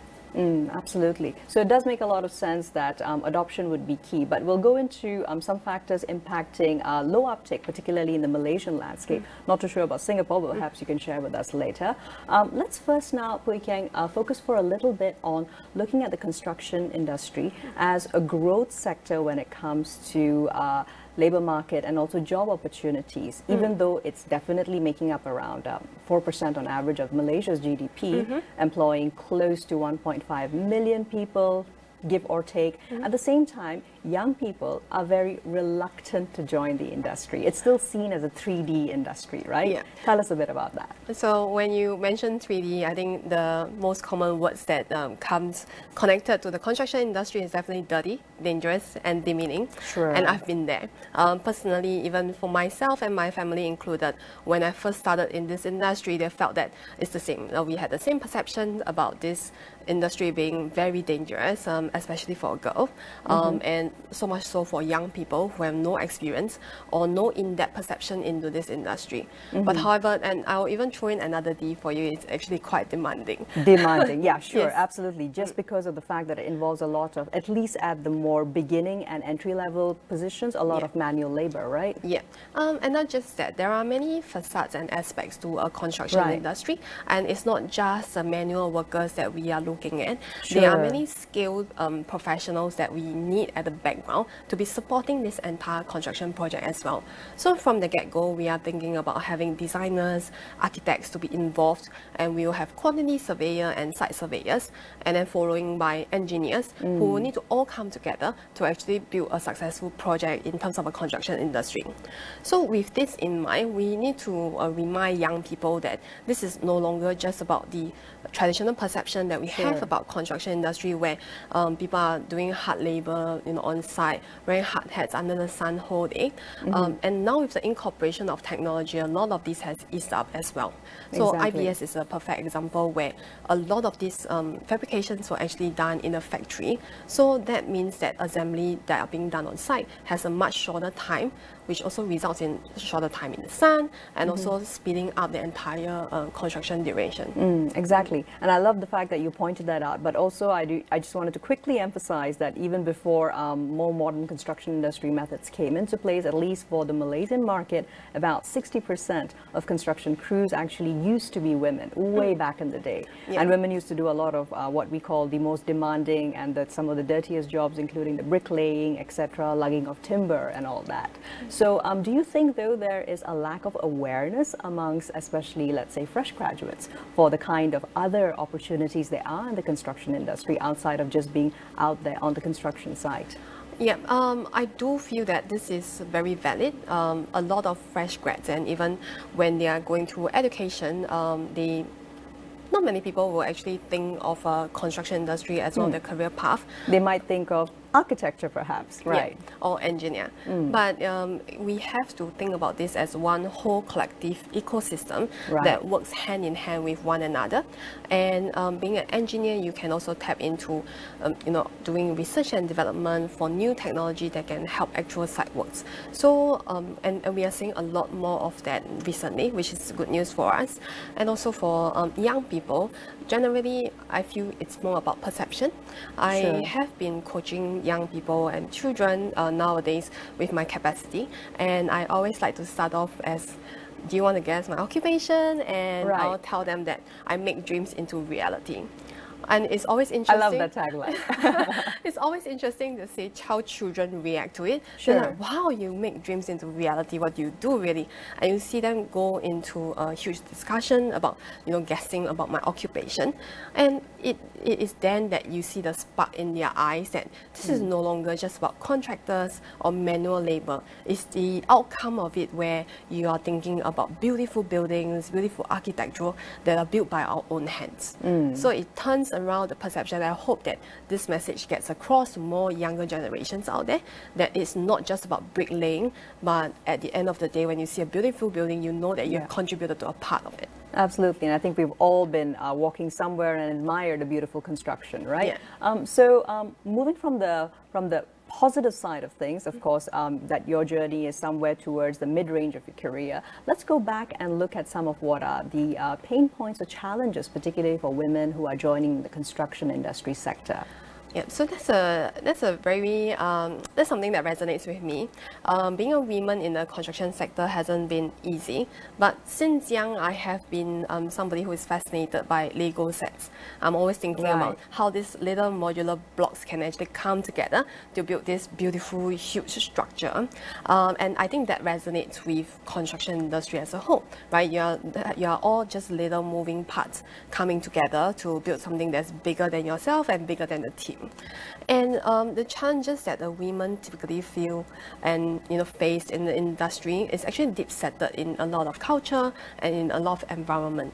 So not just in the construction industry, even in any normal industry, the women in workforce has always been in a lower percentage than men. That is true. And construction industry, I think at least our Malaysian numbers are showing, and this is quite cross-cutting because I checked the UK figures, about 10% or so for construction industry. Yes, so it might be a little bit lower for Malaysia and globally. The construction industry actually takes up about 13% of global GDP and it's a huge sector. And unfortunately, women are only playing part for 14% of that number. Wow. So there's actually a huge opportunity for women to step up and enter this industry as a career and then to help to build into this industry, and especially if we are facing some labor crunch, there's actually a huge potential over there. But like I was mentioning, there has been some challenges for women, such as, my own experiences. When I grew up, when I entered the industry, I was undermined in many ways more than one. I had to prove myself again and again to prove to my superiors or managers or my clients that I'm as competent as my male counterparts. And also, if you are thinking about facilities, sometimes sites are just not meant for women like us. Exactly. And let's talk now though about specialization. So what led you to the path of specialization and the role that you're currently at? And would you recommend any specific type of specialization, especially when you're looking at women who are coming into this industry? Yeah. So for, like I've mentioned earlier, I love Legos at the get-go. And when I was growing up, I remember myself just tearing apart all the appliances at home and trying to put them together. And of course, I get a scolding for that. But eventually, when I'm at the crossroads of education, where I have to choose one profession over another, it really struck with me it really resonates with me strongly that I wanted to join the build industry. And I specialized in project management. So with project management, there's actually a lot of soft skills together with the technical skills that has to put together in order to make this role work. So I believe for women out there, and like earlier I've mentioned, in construction there are many facades and many aspects to it. There is quantity surveying, there's engineering degrees, there's also design architects that are all associated with the construction industry, that women could find something that they excel in and could strive for forte in those elements. Fantastic. Well, this is such an interesting discussion, Pui Kang. We will take a quick break now though. Don't go anywhere. We'll be right back with the rest of this episode on Niaga Spotlight, focusing on the construction industry sector.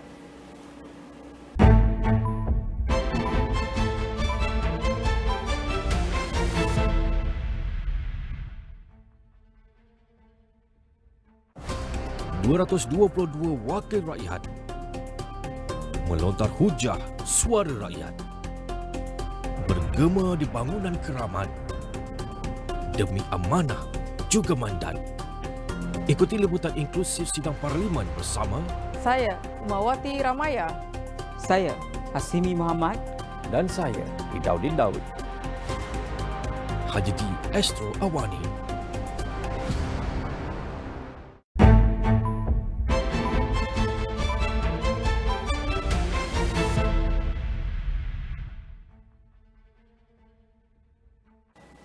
Welcome back to Niaga Spotlight. You're still with me, Tehmina, and today, of course, we've been discussing the construction industry and charting the future with Pui Keng Lee in the studios. So, Pui Keng, moving on into another area of discussion. Now, as a domestic investment sector, construction also faces a prolonged, severe shortage of labor, especially looking at skilled workers. So, we already talked a little bit about how the gender gap and narrowing it could potentially release some of these pressures. Tell me a little bit more about strategies to ensure more women move out of the unskilled labor into the more technical roles. Perhaps even something that you went through. Was it development programs, etc., that led to you and your current role in more project management and overseeing everything which happens? Yeah. So with regards to the shortage in manpower, as I've mentioned earlier, women takes up only about 10 to 14% of the construction industry. So I believe the potential to resolve this issue is immensely high. Because imagine we have all these women coming back into the construction sector that will help resolve this issue tremendously. And for women in upskilling as well as training, I believe it's a genderless issue that we should be facing. Because in terms of transiting unskilled labor into skilled labor, we always need to think about upskilling them, training, as well as education. So education can start from college, can start from even earlier than that. Having exposure to the industry, I think that will greatly help. And upskilling and on-the-job training will be something that organizations will need to play a big part to allow their workers to have the opportunity to upskill themselves. As for myself, in this industry, a lot relies on actual on-site experiences. You can study a lot on books and paper, but however, what you're encountering on-site requires a lot of problem-solving skills as well as thinking out of the box, creative solutions. And I believe that this is something that with a larger workforce and with a variety of people that's coming into the same workforce can help resolve. Absolutely. If I could just touch lightly and ask for your thoughts on this, Pui Keng. So looking at the potential workforce from especially the female workforce, let's not look only at those who are fresh graduates. What about possible opportunities for women who are returning to work, especially those in the older age group, because we do see a lot of that, especially in transitioning Asian economies like ours right now. Yeah, and there are still abundance of opportunities because of the varied type of workers that the construction industry do need. So even if you're not physically on site actually doing the site work like bricklaying or manual labor, there are also things such as quantity surveying as well as some supportive roles that these middle-aged women or people who are coming back into the workforce can actually learn to upskill. And these are not difficult skills to learn. One, you have the passion and some determination, you should be able to get through you, and when you're on the job training for it, I believe you'll gather enough experience to actually run through all these job requirements. Exactly, retaining the workforce and also ensuring there's no kind of a leaky pipe so that people who leave, especially women, they can also come back in. I wanted to focus a little bit on the gendered differences and the benefits actually of having more women in the construction, real estate, infrastructure, that general industry, and what a difference it makes when you actually have more women involved in the built construction. So women are traditionally not in the leadership roles for a long time, but I'm happy to say that this has been greatly improving over the past few years. And with this, women bring across different ideas and creative solutions to the table. We are traditionally in more nurturing roles, and we also bring about more nurturing caring and empathy into a table when we are talking about discussions. And also women can bring about a different aspect and different perspective of the requirements as well as specifications that we can bring onto a project. So I'm just going to talk about facilities. Sure. In the urban planning and architecture, it all goes hand in hand, but often women may not find the best facilities, right? Exactly. So there is actually a very popular video right now that's going on, and it's saying what's the problem with all the female toilets in the country. And the problem is men design it. So there isn't much of a problem. They are given the same functionality, they are given the same specifications, you know, same square footage. So there's nothing unbiased about it. But when you are thinking about how women functions and how women use the space, there could be an opportunity to inject some more creative solutions to help ease out the issues when all these amenities are in high usage. So that explains the never-ending line for the ladies, but the men's is always fairly empty, regardless of how many men go in and out. Exactly. Okay, all right. And another example is I'm pretty sure in workplace, in shopping malls, you start seeing more and more nursing rooms. That's right. That's right. And it's like a must-have prerequisite, especially if you're a brand new shopping center. Exactly. And I hope to attribute it to because more women presence, and when they are on the table, they speak out on their needs. And this is something that men might not have the foresight in the past to actually include all these amenities during the build-up. And also having women in this position right now, I believe is a very strong statement that we send out to the entire industry, and not just the industry, but globally across all industries. So one famous example will be Zaha Hadid. She's a famous architect that has actually created a huge legacy.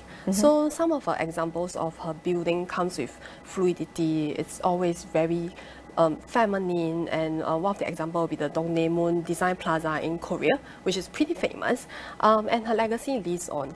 And this actually projects herself, and it gives women a hope that, hey, architects it doesn't need to be a man, even if I'm a woman, I can be there someday. So these are the kind of legacy and kind of perception that we wish to see the change within this industry. Exactly. I think it's also about having construction to continue on as being a more sustainable industry, and that definitely comes from having an equal amount of female participation.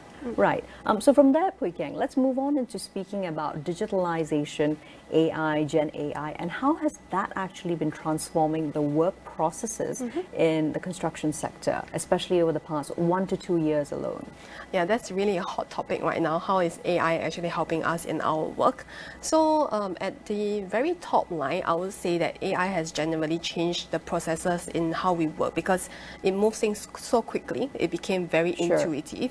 Back then, I mean, 10, 15 years ago, sketches still needs to be done pen and paper. Now we have a proper software, and I believe in the near future, the software could probably pre-generate some of these plans and drawings for us, which is exciting to hear.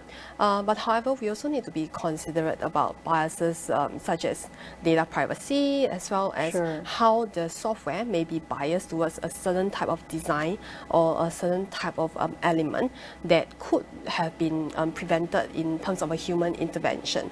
So while we are invested in AI, we also need to be careful in how we use them and where we use them. So that's definitely one of the hot topics that will be coming up. So definitely, I think it's about using what you can, but at the same time, not removing the human element of oversight, right? Yeah, Would you say at the moment, at the rate AI is progressing and Gen AI for construction, is it still a case of having to double check everything that goes through AI, or is there any aspect of the work process whereby you can actually be assured and just let it go? I believe AI has improved quite a fair bit. I think if we are leaps and bounds, maybe in the past 12 months alone, right? Yeah. Especially so in the last year, there has been huge improvement to different technologies and software, and especially in AI that helps us in that. So I believe that the human factor that needs to be still considered during the entire processes is what we human can do better than computers. So we are thinking about creative solutions, we are talking about concepts, and we are talking about problem solving skills, which AI may not have caught up to that momentum yet. But if you are talking about you're doing manual calculations, doing engineering calculations and validation, or just doing our reporting, I think AI has done a good job so far. All right, fantastic. So we would be remiss not to end, I think, this very interesting discussion, Pui Keng, by speaking about ESG. So everything that we hear about environment and social and governance are ESG. How has it, though, been reshaping the construction industry's approach to development, particularly as, at least visually speaking, it is one of the most omnipresent, but also on the flip side, it does contribute to a significant GHG emission worldwide? Yeah, because construction is also such a huge industry, and it takes up a lot of land spaces. When we are doing the works, the processes are typically very long, and some technology haven't caught up yet, which means that some of the factory emissions that are related to the construction industry are still causing all those emission numbers to be high, and which is why ESG has become another hot topic within the industry itself to address and to think about how we can incorporate this within the entire process. So in terms of governance, social and environmental sector, there has been a few accreditations that came up that became very popular over the past year. And we are talking about LEED accreditation as well as WELS accreditation. So these are the things that helps form guidelines and foundation for building owners, for contractors who would like to have some sense of ESG to form part of their CSR, which is their corporate responsibility. And it gives them a little bit like a checklist to run through the items. Otherwise, ESG could be a very vast topic where nobody has any way to grasp onto the concepts of. So with the upcoming of these accreditations that's coming up, we can see how it has helped different organizations adopt them and become better at ESG. Fantastic. I'm particularly interested that you did mention looking at the factors of production, because that actually means, in my perspective at least, as someone who covers this regularly, the construction industry is taking much bolder steps for supply chain integrity and looking back actually at what ends up on your building site, did that and how was that produced, right? Would there be any more sustainable design or operational choices that you already see being implemented or being planned for? Yes, and it has become such a competitive streak across developments because of the accreditation that I've mentioned earlier. Now newer buildings are using this as an advantage to sell to their tenants or potential people who are coming into the building to tell them that, hey, I'm an accredited building, I've done all these steps to reduce my GHG emissions, and on top of that, I'm considering the wealth and the health of everybody, including the people who are not using this space. So it is actually good to see that this has becoming a hot topic amongst all the developments, and this has created kind of a trend for people to follow up on, and this has also flowed into even interior design.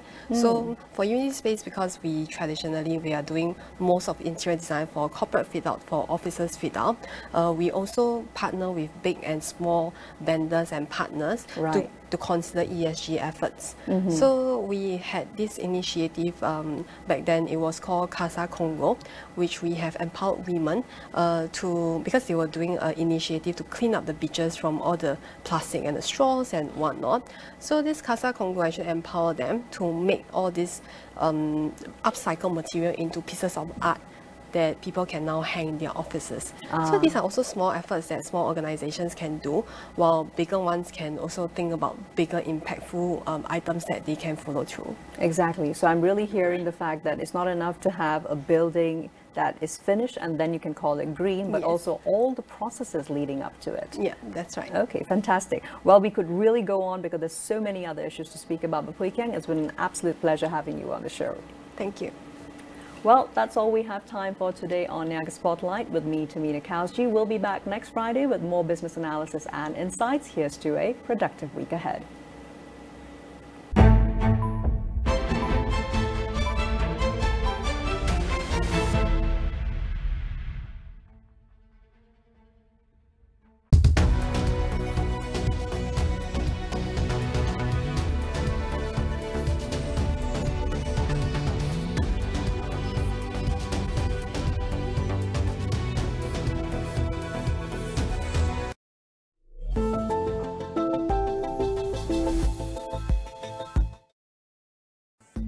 Assalamualaikum, salam hormat. Anda menyaksikan Agenda Awani bersama saya Haris Ashraf Hasnan, dan untuk waktu ini 30 minit ini kita nak memberi fokus dan juga tumpuan melihat kepada ekosistem berkait dengan media sosial di Malaysia ini. Kerana kalau seringkali kita lihat bahawa pengendali-pengendali syarikat-syarikat media sosial ini sering dipanggil oleh Kementerian Komunikasi untuk sama ada memberi penjelasan berkenaan dengan isu-isu dan juga assist lah, lebih kepada membantu dan juga assist. Tapi bagaimana dari segi kawal selia? Adakah mereka ini bertanggungjawab kepada kerajaan dan juga pada masa sama bertanggungjawab kepada segala kandungan yang dimuat naik di platform mereka? Jadi perlu kita lihat secara menyeluruh ekosistem berkait dengan media sosial ini. Jadi saya berbesar hati bersama saya menerusi Google Meet pada hari ini Encik Safwan Zairi yang merupakan Ketua Pegawai Ekosistem di Malaysian Research Accelerator for Technology and Innovation Meranti. Terima kasih sudi bersama dengan Agenda Awani untuk waktu ini. Pertama sekali dalam kita nak memulakan perbincangan kita ini, Encik Safwan, apa mungkin cabaran utama yang dihadapi oleh Malaysia dan terutamanya dalam kita nak mengawal selia platform media sosial berbanding dengan mungkin negara-negara yang lain dan juga garis panduan yang mungkin perlu ditetapkan, Safwan? Assalamualaikum Haris dan juga para penonton Awani. Terima kasih kerana menjemput saya. Juga saya ingin mengucapkan Ramadan Karim kepada semua Islam di Malaysia. Dan balik pada soalan yang ditanyakan oleh Haris tadi, apakah cabaran utama yang dihadapi oleh Malaysia dalam mengawal selia regulation atau platform media sosial? Saya nak petik YB Fahmi Fazil di mana beliau mengatakan salah satu ataupun cabaran utama yang dihadapi oleh Malaysia ialah ketiadaan akta atau undang-undang bagi memastikan penggunaan platform media sosial yang mematuhi garis panduan yang ditetapkan oleh kerajaan. Selain daripada menjamin hak pengguna, terutamanya ialah menjaga sensitiviti maklumat ya. Jadi saya juga difahamkan MMCMC sedang mengkaji semula kerangka kawal selia yang sedia ada. Ekoran ialah berlakunya peningkatan hak kandungan yang dieksploitasikan, mereka yang cuba mengganggu-gugat keselamatan awam dan keamanan negara ya. Dan contoh tadi yang Haris tanya tadi, negara-negara yang kita lihat yang kita ada kawal selia platform media sosial adalah seperti Jerman, di mana mereka melaksanakan akta penguatkuasaan rangkaian ataupun Network Enforcement Act ya, yang menghendaki platform media sosial untuk dengan cepat untuk membuangkan kandungan haram termasuk ucapan kebencian dan juga berita palsu ya, atau mereka akan dihadapkan dengan denda yang besar. Lagi satu contoh kita boleh lihat pada Kesatuan Eropah yang menggunakan General Data Protection Regulation atau GDPR berkuat kuasa 25 Mei 2018 saya rasa ya, yang menggantikan Data Protection Directive. Yang ini juga penting kerana ia menjaga data privacy ya, daripada dieksploitasikan oleh ialah pengguna platform ataupun ya, supaya data-data pengguna tu diberi keterjaminan lah ya. Ataupun kita boleh refer atau rujuk kepada the Australian Communication and Media Authority 2005 Australia ya, yang menyediakan standard kepada penyedia konten untuk menangani konten yang berbahaya dan memastikan langkah-langkah tepat diterapkan untuk melindungi pengguna dan juga konten yang menyalahi aturan. Nah, ini contoh-contoh negara lah ya. Dari Safwan, kalau kita telitikan antara kebimbangan kalau kita bercakap berkenaan dengan media sosial ini, kerana pengguna media sosial ini merentas usia.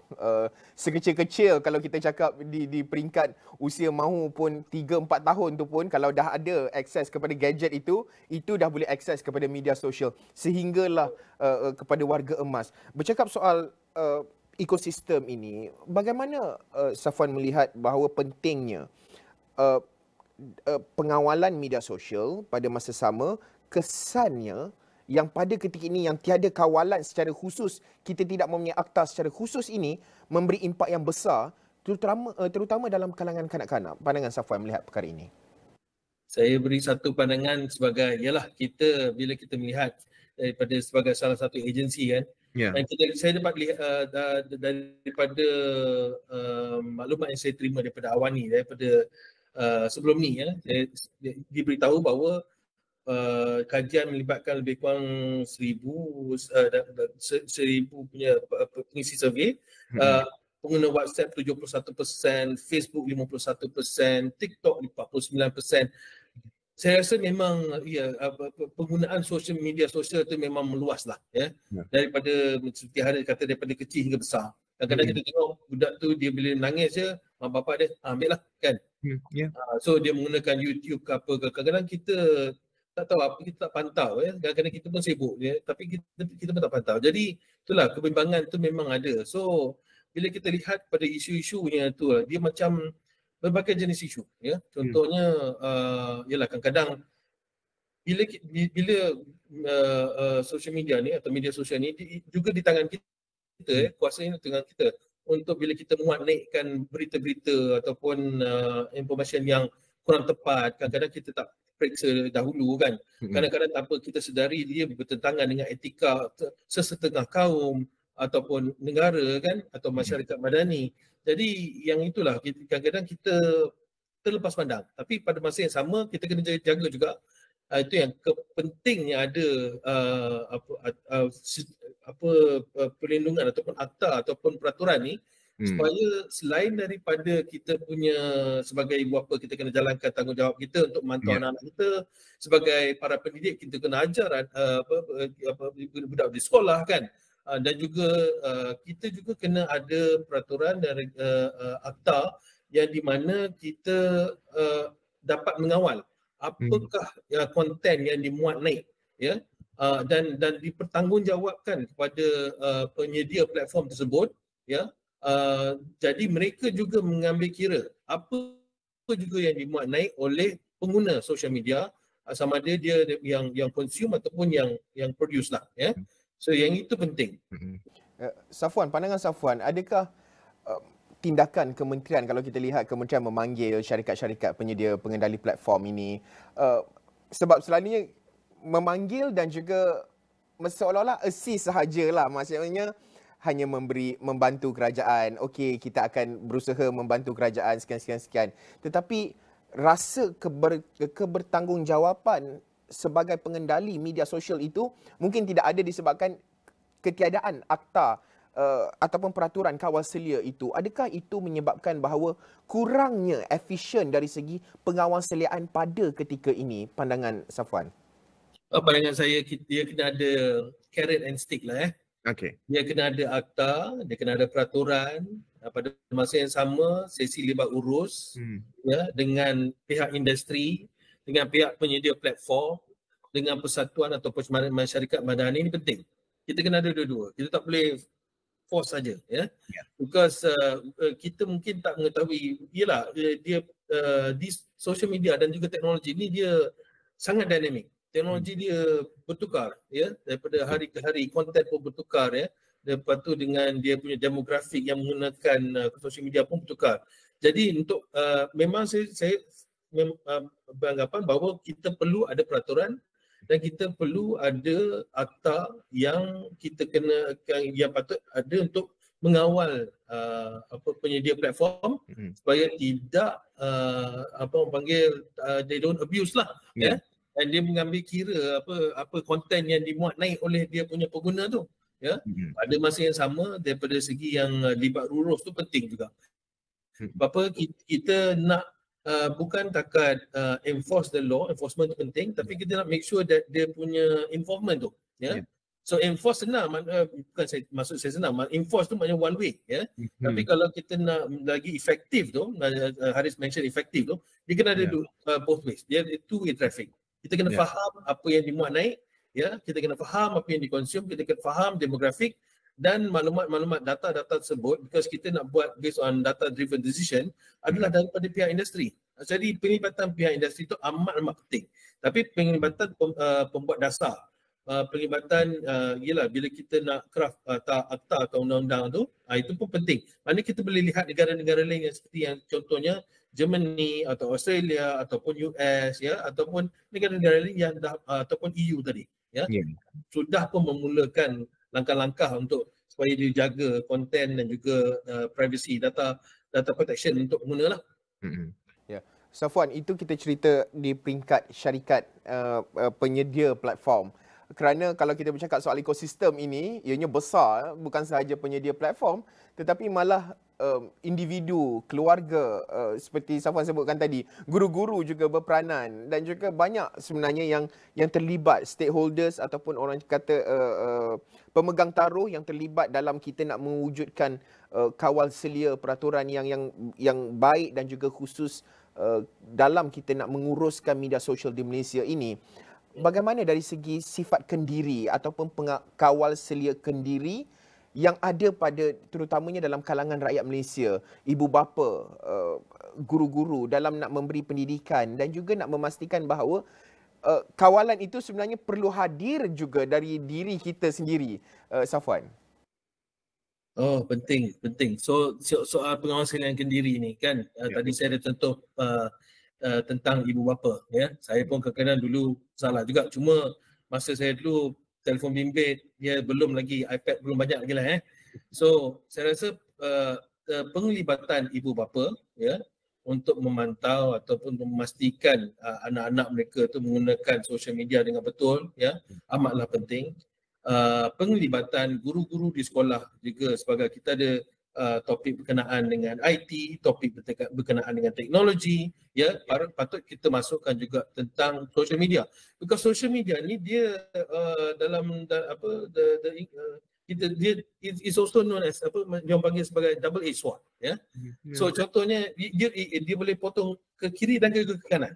So contohnya macam masa COVID dulu. Kita kalau Haris ingat, kita semua di rumah, ya. Haris siapa boleh keluar? Tak tahulah kalau Haris boleh keluar, tapi saya di rumah lah, kan. Cuba bayangkan di rumah tu cara kita berhubung, ya. Cara kita untuk dapatkan maklumat, berita, ya.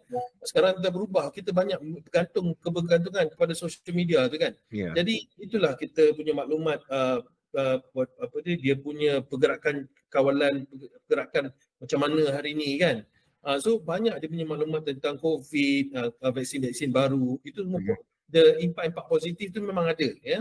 Pada masa yang sama, kita lihat juga dia punya kes-kes kemurungan, isu mental health, isu tentang cyberbullying, ya, bully cyber, ya, tentang penggunaan ialah bermacam-macam, termasuk, ya, kadang-kadang penggunaan untuk akses pornografi juga ada.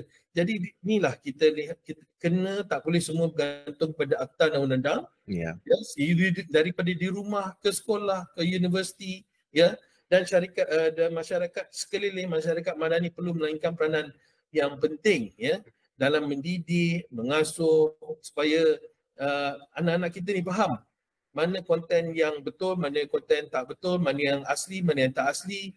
Yang lagi penting tu Haris ialah pemahaman dari segi naratif. Sebab apa? Contohnya lah, ini bulan puasa ni, kan. Tak ada plastik hitam. Tak apalah. Kalau kata saya pegang plastik hitam dan katalah ada orang screenshot dan kongsikan gambar tu. Siapa akan dikatakan, oh, dia plastik hitam, so dia tak puasa hari ni, ya. Sebenarnya plastik hitam tu salah satu daripada banyak plastik yang atau kertas beg hitam yang ada dalam pejabat saya ni, ya. Dan mungkin saya gunakan untuk letak kurma untuk diberikan kepada orang. Tapi naratif tu, ya, pemahaman naratif tu, ya, iaitu pemikiran kritikal, pemahaman naratif tu amat penting. Itu yang patut kita, so itu yang kita patut ajar pada anak-anak kita tu supaya dia faham, ya, dan dia boleh gunakan social media dengan lebih efektif. Akhirnya akta ataupun peraturan itu perlu menjadi seolah-olah satu payung, tetapi di bawah payung itu adalah ekosistem yang menyeluruh yang melibatkan setiap lapisan masyarakat, pemahaman naratif seperti yang kita bincangkan itu. Safwan, penting juga untuk kita telitikan di sini berkait dengan teknologi, kerana media sosial, teknologi ini, media sosial terutamanya, ia begitu dinamik, ya, perubahannya begitu pantas. Mungkin hari ini tak boleh nak share video, esok mungkin platform itu dah boleh share video. Sebelum ini kita perlu sign up untuk join, sebagai contoh account Telegram. Sekarang ni you tak ada account Telegram pun, you boleh jadi seolah-olah sebagai macam kalau di Twitter ataupun X, platform X, you boleh ada, kita tahu isu-isu seperti DS account dan banyak lagi sebenarnya permasalahan moral, isu moral yang berlaku di platform-platform media sosial ini. Perubahan teknologi ini bagaimana perlu diadaptasi juga. Malaysia perlu mengejar juga dari segi pembangunan teknologi dalam kita nak mengawal selia perubahan-perubahan yang dinamik berlaku di media sosial itu, Safwan. Jadi kita lihat ni lah ya. Kita lihat sekarang ni kerajaan kita mengusahakan kita nak bagi 5G kepada rakyat Malaysia kan. Ya. Jadi kita boleh akses konten dengan lebih cepat ya. Pada masa yang sama itulah kita kena lihat in terms of bukan setakat kemudahan infrastruktur ya, bukan setakat akta dan regulation sebagai payung yang diberitahukan tadi tu ya. So kita kena penggunaan teknologi yang saya rasa paling tepat dalam konteks ni lah ya. Contohnya artificial intelligence ya. So sekarang ni kita punya social media tu dalam pelbagai bahasa ya. So mungkin ada yang dalam bahasa Mandarin, Cantonese, bahasa Malaysia, English ya, ataupun kadang-kadang daripada luar negara kita bahasa Korea ke apa Tapi contohnya saya rasa penggunaan artificial intelligence atau AI dengan cara ringkas ia untuk membolehkan the large language model tu, LLM tu, untuk mengenal pasti apa dia konten, apa dia ayat, struktur ayat yang boleh menyebabkan sebenarnya ayat tu nampak okey tapi sebenarnya dia ada unsur-unsur yang menyentuh 3R ya. Yang itu yang ini penggunaan AI atau teknologi saya rasa di situ penting. Saya juga ada berhubung dengan company-company yang membuat aplikasi ni kan. Kita lihat sekarang ni memang sedang dimajukan lah ya. Dan kalau kita pun boleh bekerjasama dengan syarikat-syarikat global yang di dalam juga di dalam ruang AI ni untuk kita bangunkan bersama, sebab dia bukan untuk rakyat Malaysia saja. Apa yang maklumat atau informasi yang kita dapat sekarang ni adalah maklumat daripada luar negara ya, dari merata dunia. Jadi kita kena bekerjasama dengan syarikat international ya, syarikat global menggunakan teknologi terbaru termasuk contohnya macam AI ya, ataupun kalau nak gunakan blockchain kita terpulanglah ya, untuk memastikan maklumat atau information tu didapatkan daripada unsur-unsur yang kata legit ataupun sah lah, yang sahih ya, yang sahih. So itulah antara teknologi yang kita boleh guna pakai buat masa sekarang ni, Haris. Ada lagi. Saya rasa sekarang ni teknologi macam Haris cakap tadi bergerak pantas So saya pun tak berapa pasti apa lagi teknologi yang akan datang ni, tapi boleh gunakan, kita boleh adaptasikan untuk dalam, kita lihat daripada segi ekosistem ya. Kita ada banyak pemain dalam ekosistem ni. Kerajaan ada, private sector ada, akademia ada dan juga masyarakat madani ada. Kita perlu bekerjasama, lihat daripada segi teknologi, jangan kita ketinggalan pula ya. Kena faham ibu bapa ke, para pendidik ke, dan daripada situ kita boleh bersama-sama lah ya, menangani isu penyalahgunaan sosial media ke, seperti contohlah.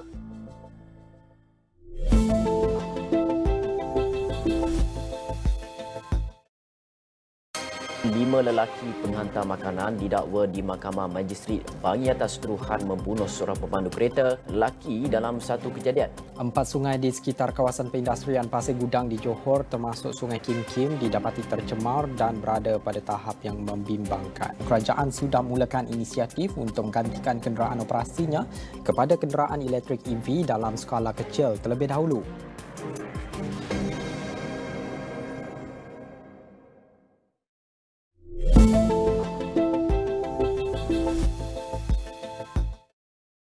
Ya, Safwan, melihat juga dari segi dalam kita nak merangka kawal selia terhadap media sosial ini dan sebagainya, usaha yang sedang digerakkan oleh kerajaan, kita lihat yang cuba dilakukan kerajaan, apa bentuk strategi dalam kita nak memupuk kerjasama antara agensi, sebab kita sebut tadi banyak pemegang taruhnya tu, stakeholdernya tu ramai tu di bawah payung itu, ramai sebenarnya yang nak membentuk payung itu. Mungkin apa bentuk kerjasama yang boleh diwujudkan antara agensi kerajaan, kalau kita lihat even masyarakat sivil sendiri, syarikat-syarikat pembangun penyedia platform media sosial, dan juga secara keseluruhannya dalam kita nak merangka kawal selia ini, apa bentuk kerjasama yang boleh diwujudkan? Perlu panjang lagi ke nak engagement demi engagement ke, ataupun sudah cukup selama ni kita dah banyak sesi engagement, now is the time untuk kita laksanakan dan draft satu, sebagai contoh, kerangka yang telus dan juga yang jelas supaya ianya dapat dipersetujui oleh pihak-pihak berkepentingan itu. Pandangan Safwan. Okey, itu topik saya suka sebab dia menyentuh kepada ekosistem. Tadi kita kata ekosistem tu dia melibatkan agensi kerajaan, masyarakat sivil atau masyarakat madani kan, syarikat private sector dan sebagainya. Jadi dalam membangunkan kerangka tadi ataupun pengawasaliaan dan untuk social media tu, satu yang pembangunan kerangka undang-undang tu kita kena pastikan dianya selaras di antara pembuat dasar government, kerajaan dan juga syarikat platform ni, media sosial ni. Yang itu penting ya. Yang itu kena selaras. Lepas tu nombor dua, saya rasa komitmen untuk mengadaptasikan inovasi tu ya. Inovasi berkenaan dengan teknologi ya. So supaya kita terus menggunakan inovasi dan juga menyesuaikan pendekatan pengawasan kita tu mengikut perubahan teknologi dan trend sosial. Ya, bukan perubahan teknologi saja ya, trend sosial tu pun penting ya. Apa yang kita apa yang who consumes what tu penting. Itu kita kena lihat. Yang tadi kita ada menyentuh tentang libat urus ataupun round table ataupun forum perundingan multi pihak ni. Itu penting juga ya. Yang ini bukan kita buat sekali lepas tu kita dah buat akta lepas tu that's it. Tak ada. Kita kena buat berterusan ya. Jadi kita duduk sekali, kita bincang hari ni nak apa, I nak apa. Lepas tu kita datang, okey kita buat macam ni. Lepas tu bila kita dah ada akta tu, bila kita dah what do you call that, it's in effect, dan kita kena duduk sekali tanya apa di impact dia. Okey, adakah impact dia seperti apa ni kita jangkakan ataupun kita kena buat adjustment, amend apa-apa ya. Kan? Itu kita itu berterusan.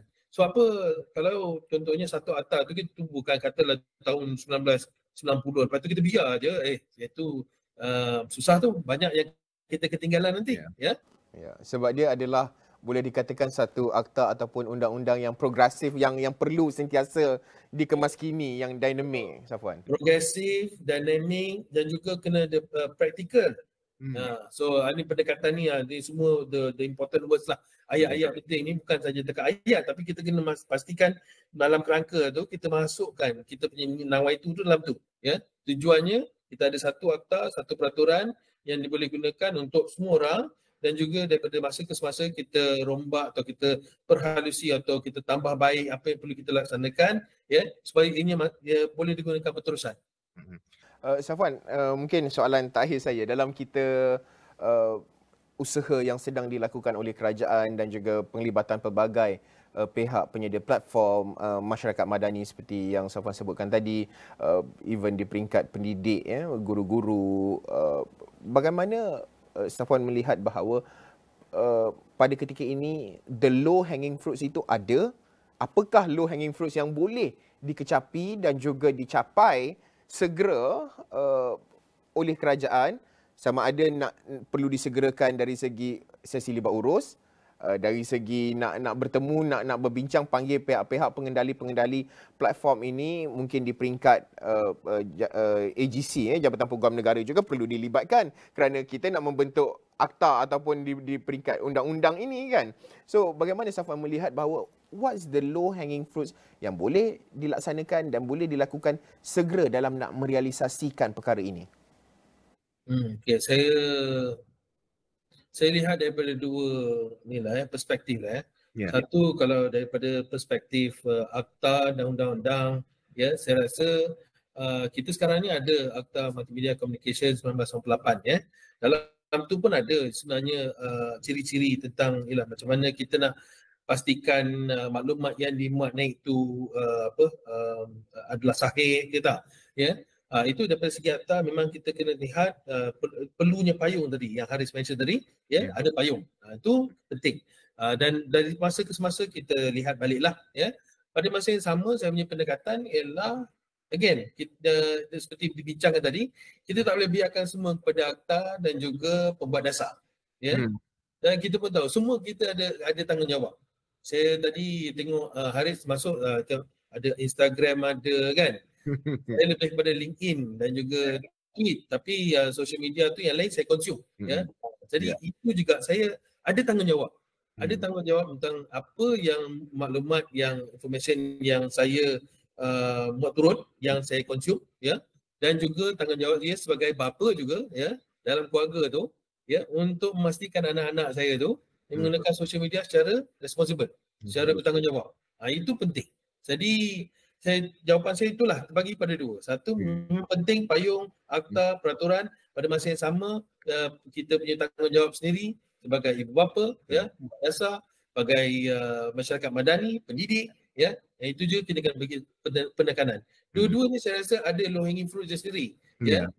So yang itu yang kita boleh daripada sesi libat urus tu, kita boleh kena pasti. Okey, yang ni boleh jalan, ya. Sebab dia dah ada dia punya cara, semua ada dia punya peraturan nak menggunakan laman ataupun platform social media tu. Betul. Kan? Sebab kita kena naikkan balik, tengok balik yang itu mungkin kita jalankan dulu. Yang lebih kompleks, ya, contohnya macam penggunaan AI yang saya sebutkan tadi tu, yang tu bila kita boleh bila kita ada kemampuan dan juga yang kita ada dia punya application dia tu, kita adaptasikan, gunakan sekali. Jadi yalah, kita boleh lihat secara keseluruhan lah, ya. Jadi terus bila masuk je perkataan ataupun statement ataupun yang bertentangan dengan kita punya etika, ya, dengan kita punya norma, dengan trend-trend, dan yang itu kita boleh tangkap awal, ya. Dan kita boleh cakap dekat penyedia platform tu, ini tak sesuai, kalau ni, yang ini kena keluar, kalau tak, you kena. Contohnya lah, contoh. Ya.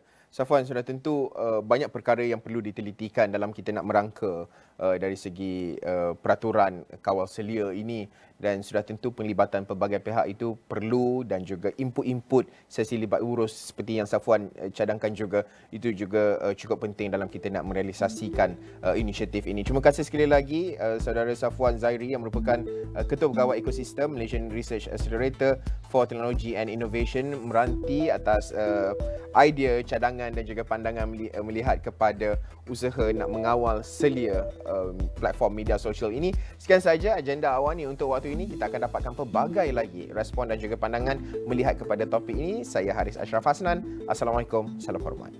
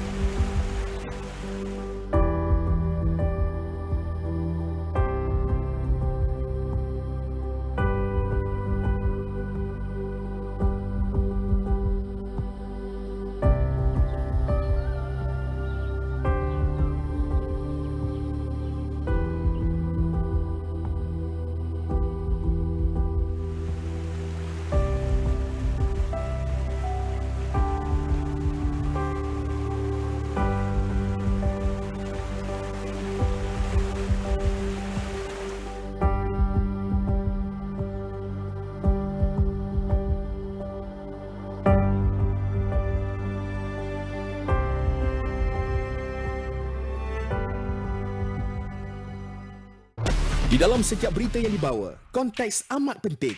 Kami sentiasa membawakan yang tergempar dan terkini. Pastikan Astro AWANI menjadi pilihan anda, tidak kira di mana sahaja anda berada.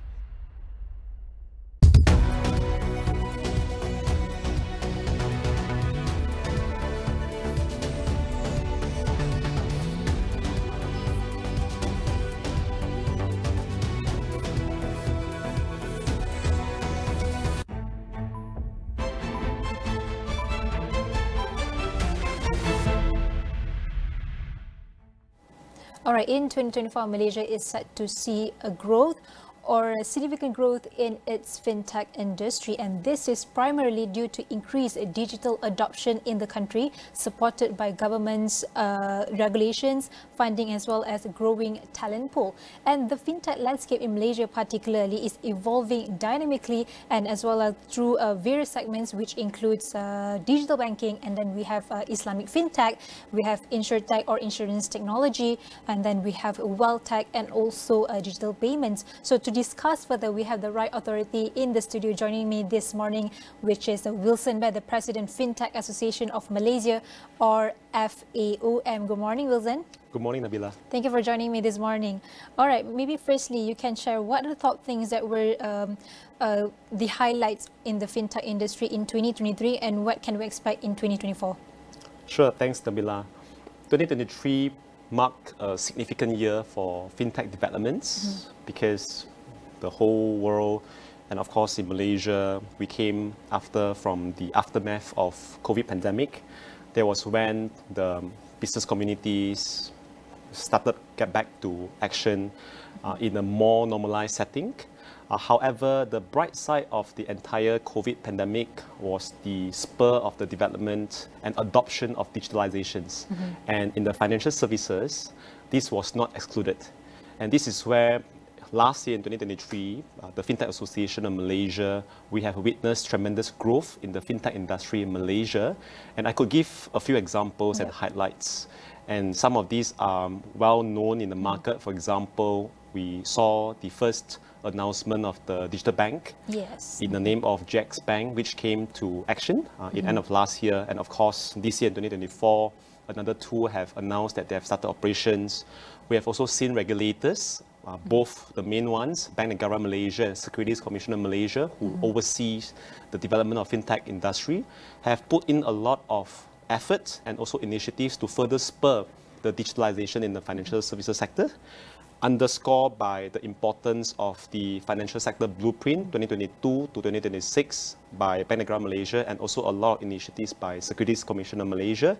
And we have also seen continuous funding and development in the fintech space, notwithstanding that there was a lot of current in the global economy. So that was what has transpired in 2023. And this year in 2024, the association, we look forward to more developments in the fintech space. Again, we are seeing a lot more developments. For example, today in Malaysia, we have more than 300 fintech companies in the country. And allow me to take a step back.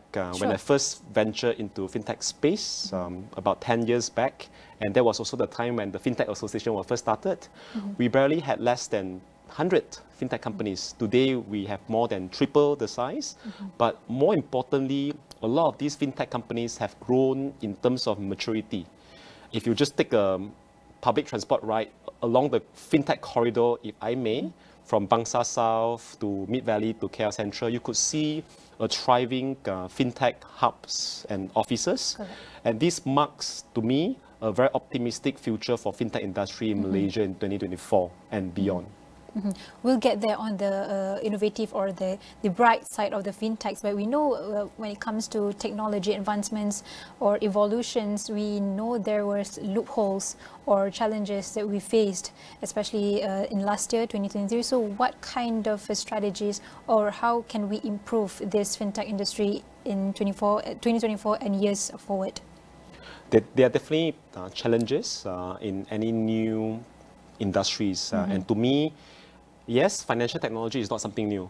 If you look back in the 80s, when the first ATM was invented, it was deemed as an innovation in financial services. When online banking was invented 20 years back, it was deemed as a form of financial technology. However, the term fintech was made popular in the past 10 years or so because of the rapid change in IR 4.0 in terms of adoption of mobile technology. And with that, obviously, there are bound to be challenges and perhaps loopholes or gaps that the industry has to come together to measure and also to make right. If I may say a few examples, that would be number one in terms of security. With digitalizations, in terms of data, in terms of access to data, access to information, this has to be done very carefully. And this is where cybersecurity is put under tremendous focus by the regulators, by the authorities. And number two, with digital finance, it also means that there's a lot more awareness that has to be done, not just for the urban folks, the urban users, but also fintech users in a much more semi-urban or even the rural areas. So financial awareness has to be done right as well. So these two will be equally important as we narrow the gaps in the advancement of fintech. But how do you see the adoption trends? I mean, towards the big organizations, we have no problem with that, but we are looking at all the SMEs, the small enterprise, small medium enterprise. So how do you see the adoption trends this year? So for SMEs, they are definitely aware of the importance of digitalizations, and we have government agencies from MDEC to many others who are also supporting these SMEs to adopt digitalizations from various grants. However, at the end of the day, for SMEs, I think the key consideration would be how they could adopt digitalizations or fintech tools to further spur their commercializations, to further spur their P&L uptick when it comes to adoption of financial technology. However, since Nabila, you're on the point of SMEs, I could also segue into the point where the fintech services have also benefited SMEs and also MSMEs in a large scale. Case in point, our current financial services system, in terms of lending, in terms of financing, it may not be too straightforward or may not be too favorable to some of these SMEs and MSMEs. However, with the advent of fintech services, for example, equity crowdfunding and peer-to-peer platforms, both are regulated under Securities Commission of Malaysia. We have seen more than 10,000 SMEs and MSMEs that have benefited from these two fintech services in terms of fundraising. So more than 4 billion ringgit of financing and fundraising have been dispersed through equity crowdfunding platform and peer-to-peer companies, which have benefited these SMEs and MSMEs largely in the country. So this is where I believe that more effort should be done to further help SMEs in adopting and embracing the fintech revolutions. Okay, speaking of which, can I touch a bit on in terms of regulations? Do you think that the regulatory environment has continued to support the growth of fintech, especially industry in Malaysia? So from the Fintech Association point of view, we have the opportunity to be the bridge between the fintech industry and also the key authorities and the regulators.